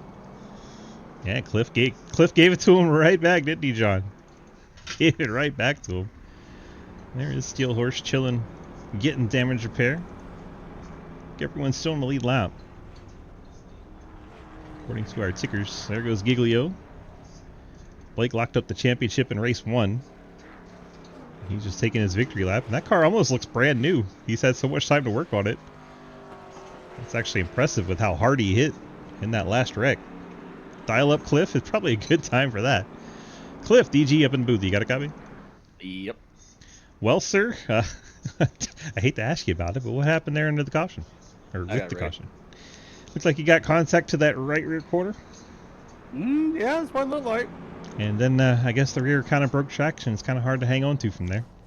Yeah, kind of hard to do when the fucking rear tire's off the ground. And then I don't know if your steering broke or what, but once you got it pointed in the right direction, kind of just drove right into the door of that 97. No, cat sat on the gas pedal. Have you heard anything from Lucas, like a DM or anything about what happened? No. Would you like me to bring him up here and discuss it? No, I'm good. 10-4. Is it one to go or not? I think he said 2. Oh, man. John's running SRX on Wednesdays, just with a different group.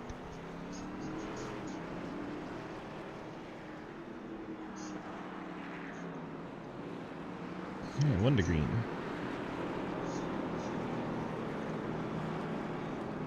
And there goes the pace car. Harry jumps out to a big lead. Ethan Evers finds himself second. Scott Elston and Ian Montrose battle for third. Definitely not the drivers we would have predicted to be up front with all the carnage we've had tonight. Montrose won the open. He's riding in third. He's going to try and win the main event here, feature number 2. Blake Giglio is trying to make his way back to the front. Finds himself 5th, working outside Scott Elston in the 85. Elston up the track a little bit. They make contact enough to see sparks fly off the car. Here comes Bill Rivard back into the hunt. Jonathan Goodell in that 69. Oh, and Ian Montrose is around. Giglio got up again. How did Ian get around? It's my 4th car now. Blake running out of cars. The tank flapper. I'm sorry you got caught up in that, Blake. Did he do the same thing Cody did? Lost the back end, then turned it to the outside wall. The exact same thing Cody Cleaver, his teammate, did. Then Bill Rivard finished off Blake Giglio there. Went ahead and put him into the fence the rest of the way. Blake was already kind of caught up in it. Nice catch, Blake. Right there. Ugh. We'll see where it cycles out. Rivard and Cadell. They were side by side when that caution came out, but they're going to come down and fix repairs anyway. 2 cars left in the race that have not pit, and we're just now getting to halfway when we go back green. Grindell not pitting this whole race has kept it clean. He's had a few door tags, but that is about it. That Kamikaze Renault looks pristine. I can't believe it. We're nearly halfway. You are halfway. Let's not be nearly. That's why I picked her to fix 4 cars already.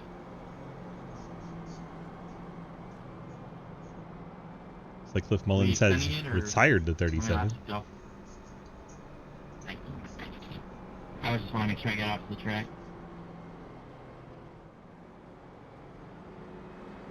Harry is your race leader. Ethan Evers, Scott Elston, your top 3. Jonathan Cadell finds himself 4th. Maybe Ethan won't be sleeping this time. You might be asking too much.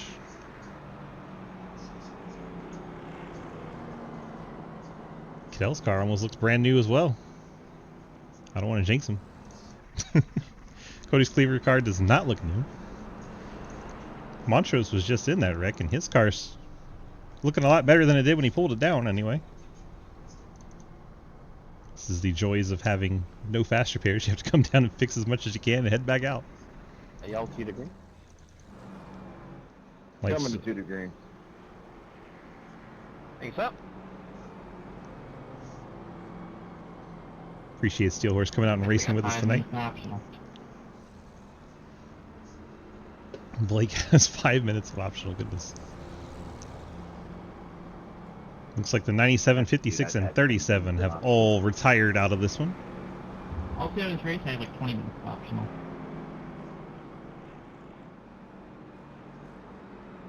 Hopefully we get to go green. green. We're coming to 1 degree. Yeah, the lights are still on. Let's calm down.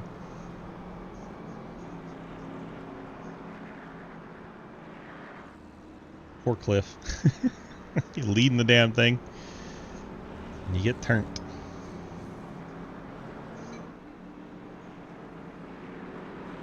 I was actually starting to get excited for you.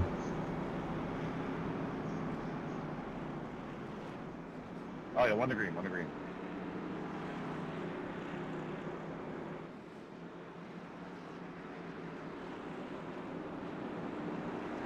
Cleaver, Giglio, and Montrose are all caught up to the field, so all 8 cars are here. Pace car heads off. Harry, wasting no time getting on that accelerator, gets a big jump over Ethan Evers. Cadell ahead of Elston. He'll take over 3rd. Bill Rivard trying to jump to the outside of the TLL car. Easy for me to say. Trying to run the Takabo machine up to the wall and get to the outside of Elston. Elston able to keep that momentum down low. Hangs onto the spot. Top 3 goes single file. Cadell right on the back of that Joker car. And you have Elston, Rivard, Cleaver. Then a bit back to Giglio. That car not looking healthy on the left front after that last wreck. And Montrose currently in 8th. Well, everyone's gone single file. We'll see if this is where we get a green flag run in.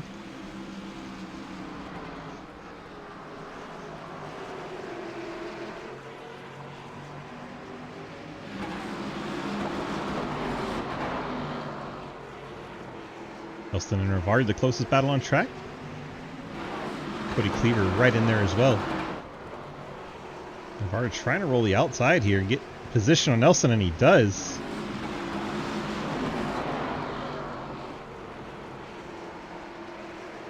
Rivard in the Taco Bell machine trying to take over the 4th spot. The laps are winding down.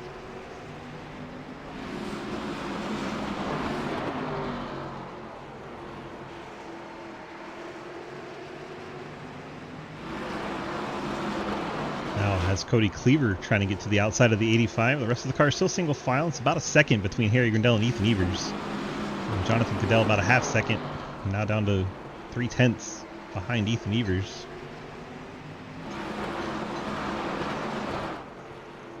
There's your gap up front. Let's go on board with the Sim Magic machine. Look ahead at our top 2. Things get single file and a bit green flag look going on here. Closest battle at the moment is actually between teammates. Ian Montrose, Cody Cleaver, 6th and 7th as we watch this up front. There they are. Let's see if they have any drama going here between the team cars. Montrose completes the pass. Cody Cleaver with the damaged machine falls back to 7th. Blake Giglio has retired the 16 car, so we're down to 7. And that is Scott Elston looping it. We bring out our 9th caution. That's the cleanest pass I've had all race. See what happens to Mr. Elston in the 85. Bring out the drones here. It's right behind Bill Rivard. Gets down on the apron, and the back end comes around on him. A little too much throttle on exit. Loses the 85. That brings out our 9th caution, but we got a nice little green flag run there. That was awesome to see. I have Harry Grindell. Ethan Evers will be on the outside. Cadell will be on the inside in that 69. Bill Rivard getting back close to the front. It's like the 2 of Cleaver are going to get more damage repair. Montrose will move up to 5th. Scott Elston stays on track. He'll move up to 6th. Let's see if we can have a chat with Harry. Damon, you can shorten it. I won't be in here that long. Harry, DG, you got a copy? I've got a copy. Well, we find ourselves out front here, and well, how'd you get there, and then how do you hang on to that spot? You got Ethan Evers on your outside, and Cadell will be behind you. Yeah, well, I got here by not dying, which seems to have been quite a difficult task for a lot of people. You're the only car that hasn't been on pit road. Am I? Yeah. Wow, okay, that's been an exceptionally hard task for everyone else, apparently. Yeah, I've not died. My plan is to keep not dying, and hopefully we can stay not dying to the only, I don't know, to the best of the not deads in Victory Lane. We'll see. Yeah, well, good luck being not dead and finding that checkered flag floor out there. Yeah, oh, it's been a chaotic one. I wouldn't say anything just yet. It has been chaotic, and there's still 10 laps to go, so you never know what's going to Yeah. happen. But you're in the best spot you can be. Yeah, there's just still, 40 turns that I can still die in, so we'll see. Hopefully we enough. can navigate them. Fair enough. All right, sir. Good luck. Thank you.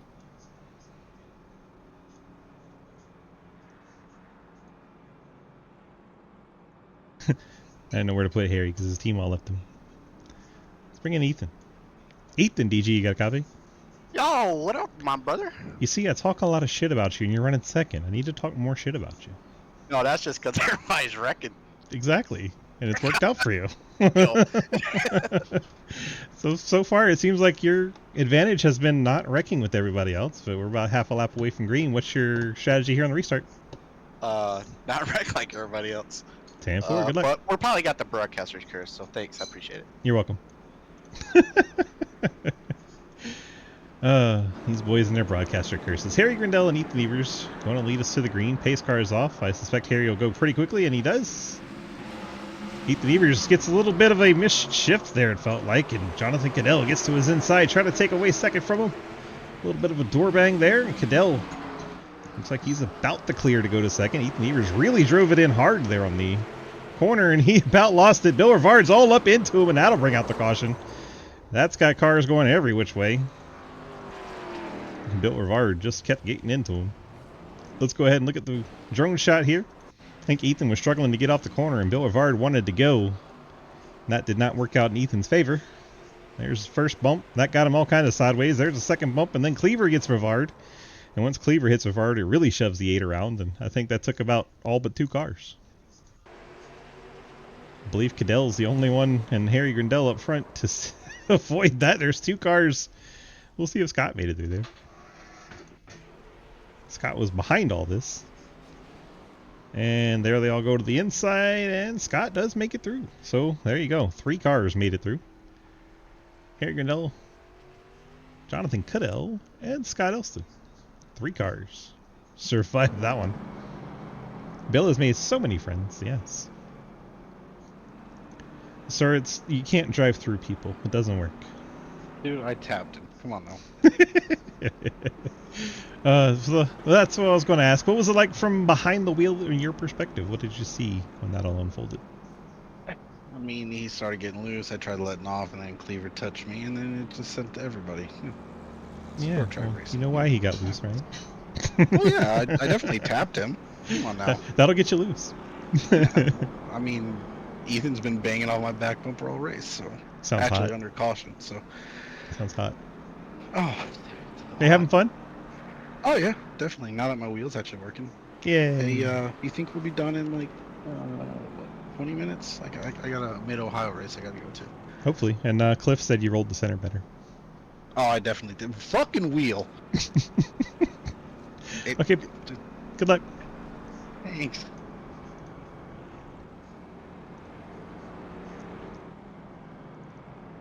All right. Where's Harry? There's Harry. Well, we're up to second. A lot of the field has fallen out behind you. A lot of the heavy hitters are gone, so you have a great shot at this. So how do you feel about your strategy here these last 8 laps? My spotter was like, we can patch it together, but it's still going to be a little bit fucked up. So it's a little bit fucked up still. So if I can get a good jump and take the leader out, I can win. But unless I wreck him, I ain't winning. So we'll see how it goes. 10-4. Well, good luck to you, and we'll see what shakes out. All right. Steel Horse says his car is a little fucked up. It looks pristine. Crew did a good job repairing the body. I don't know how the The undercarriage and the rest of the car that we can't see is worked out at this point, but it looks pristine. We got the 70 and the 69 on the front row.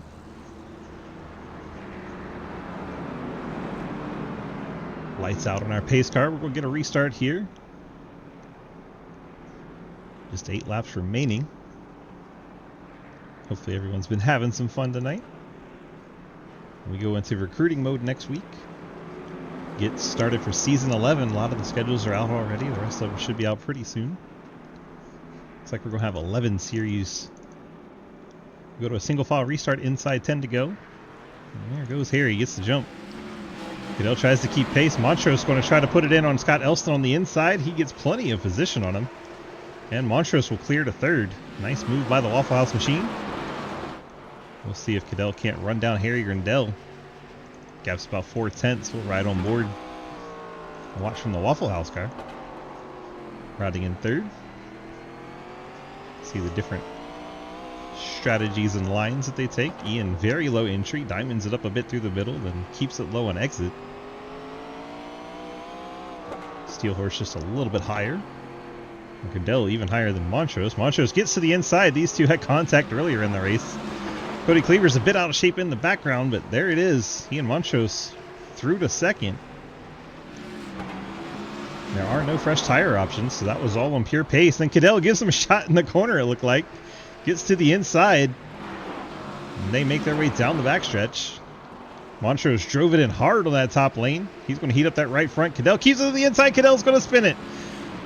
This looks like a replay of those two earlier in the race, but the roles were reversed. Steel Horse on the inside this time. He tried to stay off the outside car, and he loops it.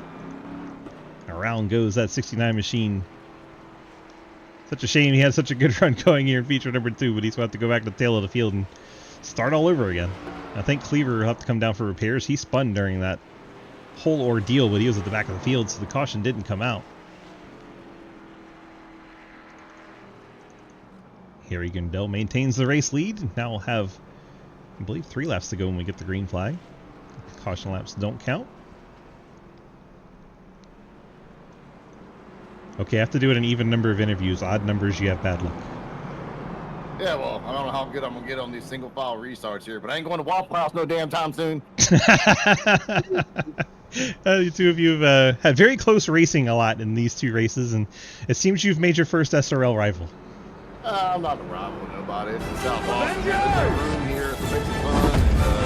And we got a judge, and I think I did the same shit to him earlier in the race, I think. So I have to go back and look at the replay. But, hey, man, it's just short track racing. 10-4 is said by the Denny Hamlin fan. All right, sir. I hope you're having fun at least, right? I'm always having fun. 10-4, that's the way it'd be. Appreciate you, my guy. All right, bud. Steel Horse in the 69 giving us a quick chat there. Thanks for the raid tattoo. We're out here with 3 to go once we get back racing on this SRX event here at South Boston Speedway. There's the 2 of Cleaver getting some more damage repair. Harry Grindell still leads. Ian Montrose, Scott Elston, Ethan Evers, and Jonathan Cadell. Your top 5. Everyone else is either called it a race or in the pits getting repairs. There is the Deuce getting fixed up. Out of the race, the 10 of Bill Rivard, the 16 of Blake Giglio, 37 Cliff Mullins, 97 Lucas Hoyt, 56 Hayden Lull. Those are some very heavy hitters that have called it quits tonight. Battle of attrition leaves Harry Grindell out front. Guys, if you haven't had a chance, go on over and follow Mr. Tattoo. Appreciate always raiding us, hanging out in the channel, chatting with us, getting ready for the next season of Sidewinder. I'm sure he's looking forward to that. We're up to 11 different series we're running for season 11. Unfortunately, we still have Saturdays open to do special events and stuff, so or take off most of the time, other when we have those special events. You know what I'm trying to say?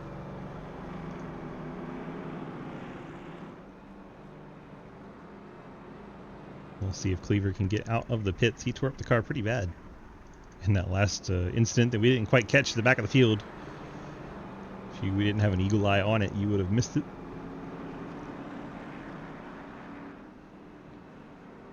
So Grindell is your leader, and we're single file restart, so he should be in good shape as long as he doesn't do something to himself.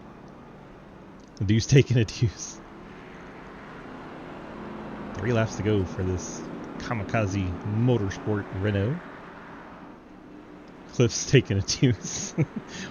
Chat's divulged into who's taking deuces. Lights are out on the pace car, and just not a moment too soon with the chat right now.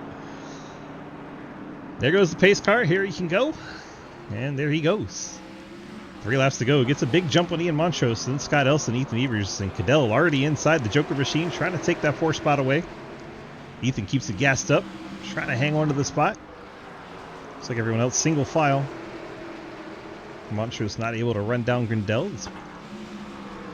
Really only battle on track is back here. Cleaver, Cadell, and Evers. Let's watch from the roof of the 2. See the rest of the field up ahead. We can see all 6 cars still running. Montrose throwing it sideways as you see the white flag wave. Montrose could not get the power down. He is trying his best to catch Harry, but nothing doing. Steel Horse grabbing the wall, but that's going to do it. Harry Grindel in the 70 comes off turn number 4 and picks up the win in feature number 2. Ian Montrose second, and Scott Elston transferred in from the open and picks up 3rd in feature number 2. So a great night for Scott. And there goes Cadell. I think he's going to Waffle House, and there it is. Cadell says hello to Mr. Ian Montrose in the Waffle House car. And onto the pit road he goes, so he can't get hit back.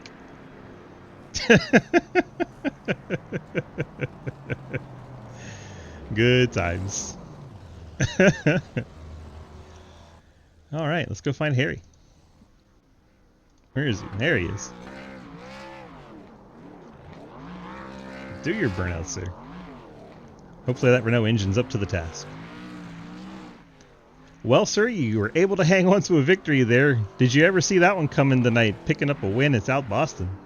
No, I thought for sure I would. Well, as I said to you, we didn't die. I thought I was going to die. Turns out everybody that usually beats me died. So here we are. Yeah, it's funny how that works. Steel Horse got up to 2nd at one point. Did that kind of scare you, or you had no worries? What was that? So when Steel Horse got up to 2nd, were you worried that maybe he'd have something for you? Not too much. I mean, he was faster than me in practice, but through most of this race, he'd seemed, not like too fast. It was Blake and Lucas I was mainly worried about. Which, I mean, Blake was in that crash early on where he went like 10 feet in the air and then he suddenly appeared back in 5th. So it wasn't until Blake disconnected that I truly felt that I might actually have a chance. It was a wild one for sure. And yeah, Blake and Lucas both had really fast cars, and they just couldn't get it together there at the end. And Blake, I think, was in 5 different wrecks in this race and finally called it quits. He was in a lot. It was insane. He kept trying to come through, and just every time there was a wreck. Time we getting crashed again. Same thing happened to Hayden. He was in the voice chat. He was getting quite angry. It was just every single crash. He's just getting collected again and again and again. And it looks like I'm the only one that kept my nose clean tonight. Joys of the invert, let me tell you. Isn't it just? All right, well, I'm surprised your Renault engine had enough power for all those burnouts, but it made it through there. And go ahead and hit me with your friends, family, sponsor shoutouts for your feature 2 win. Yeah, so Kamikaze Motorsport, Catgo Racing, Chance to Extreme, Low Time Race Engines, Centered Hosting, Soyo and Game Rush Expo, to Renault and Alpine on this car this season. I felt like I just wanted to run a Renault car, so I just did. And then obviously to yourself for putting this on and streaming and all that good stuff. It's been different. It's been a refreshing change from the kind of monotonous stuff that you get with, like regular league racing where you're supposed to take it all seriously and all this, that, the other. It's been nice to have just something not too long, not too serious, just come out here and have fun. It's been great. 10-4, well, that is the aim that we have for it. I have one question for you. Do you see yourself more as an Ocon or a Gasly? I don't follow F1 enough to know, in all honesty. I see myself as a Mechachrome engine blowing up, usually, is what I see myself as. Yeah, well, okay, so let me give you a short little clip about it. Ocon's very much a hothead, doesn't work well with his teammates, and causes a lot of wrecks, and, well, Pierre Gasly just wants to beat that guy as much as he can every single time. Which one do you identify with? I mean, given my tyre management, I'm probably going to have to go Ocon. That sounds like the kind of self-destruction I do to myself. Perfect. All right, well, congrats on the win tonight. Get on out of here, enjoy it, and we'll see you back for the regular season, I hope. Yeah, we'll see you there in something at least. Not sure what with work and all that life starting to pick up, but I'll be there for something. Yeah, fucking life getting in the way. Stupid life. What does life know? Ain't it just? I know, right? All right, Blake, get on out of here. Enjoy it. Thank you. Drop Harry down in his chat, and let's go find Ian Montrose in the one. There he is. Ian, DG, got a copy? Hey, how's it going, DG? It's going well. It seems you made a big fan out of Steel Horse. Yeah, we had a little chat after. I unfortunately, well, yeah, he got me earlier in the race, and then I got a little loose on exit, and I think my rear end tapped him and sent him wide. So told him I was apologizing because that was not. These cars were.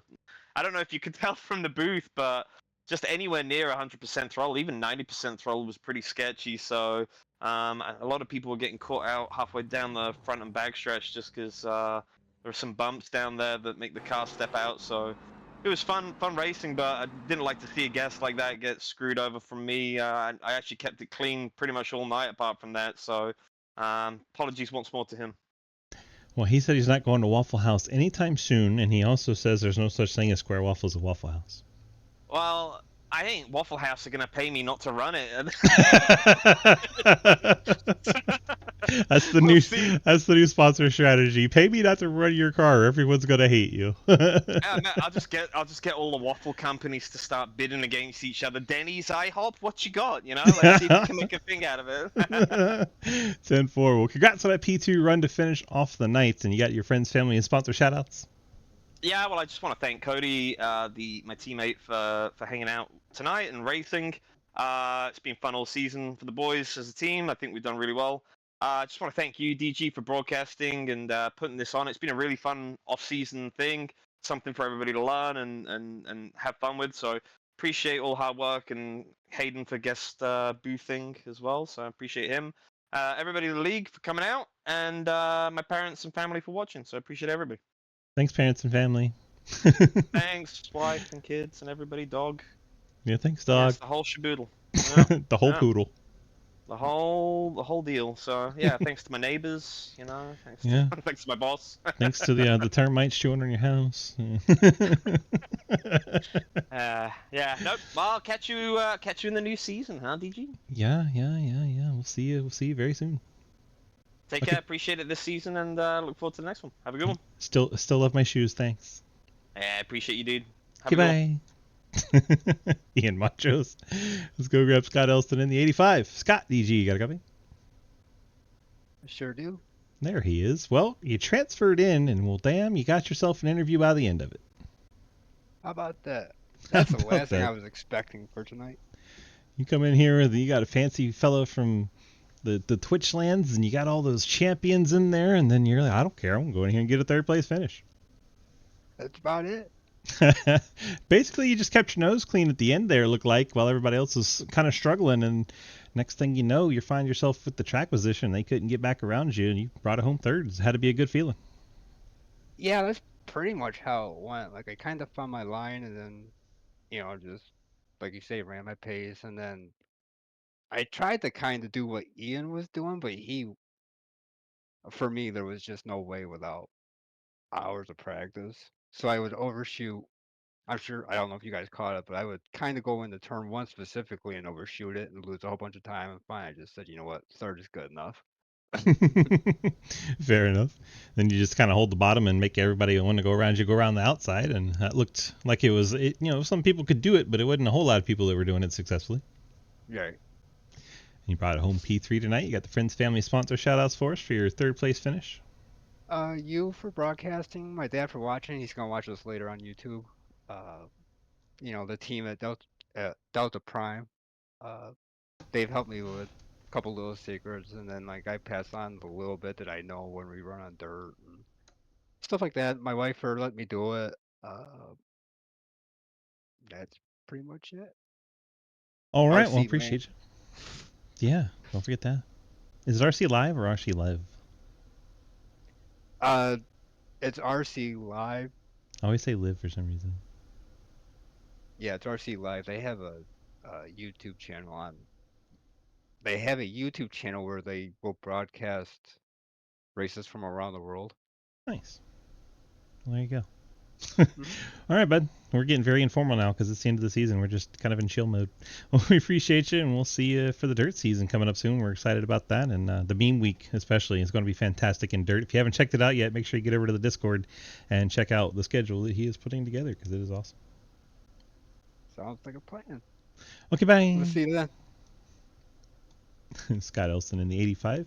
That rounds out our top 3 interviews. Once again, congrats to Harry Grindell. Wanted to say a special thank you to everyone that helped us put on the SRX series, everyone that helped plan it with Lucas Hoitzma. You have Cliff Mullins doing the asphalt stuff for us, and then you have Scott Elston and Damon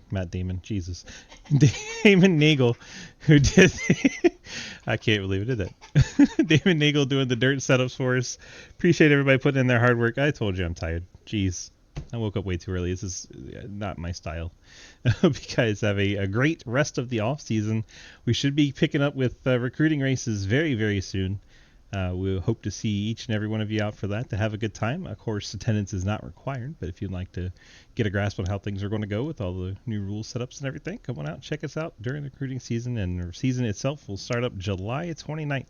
Should be a good time. We appreciate all you guys coming and hanging out tonight. Thank you so much for watching over on the YouTube and the Twitch, and we will see you guys next time. Thank you very much, and bye-bye.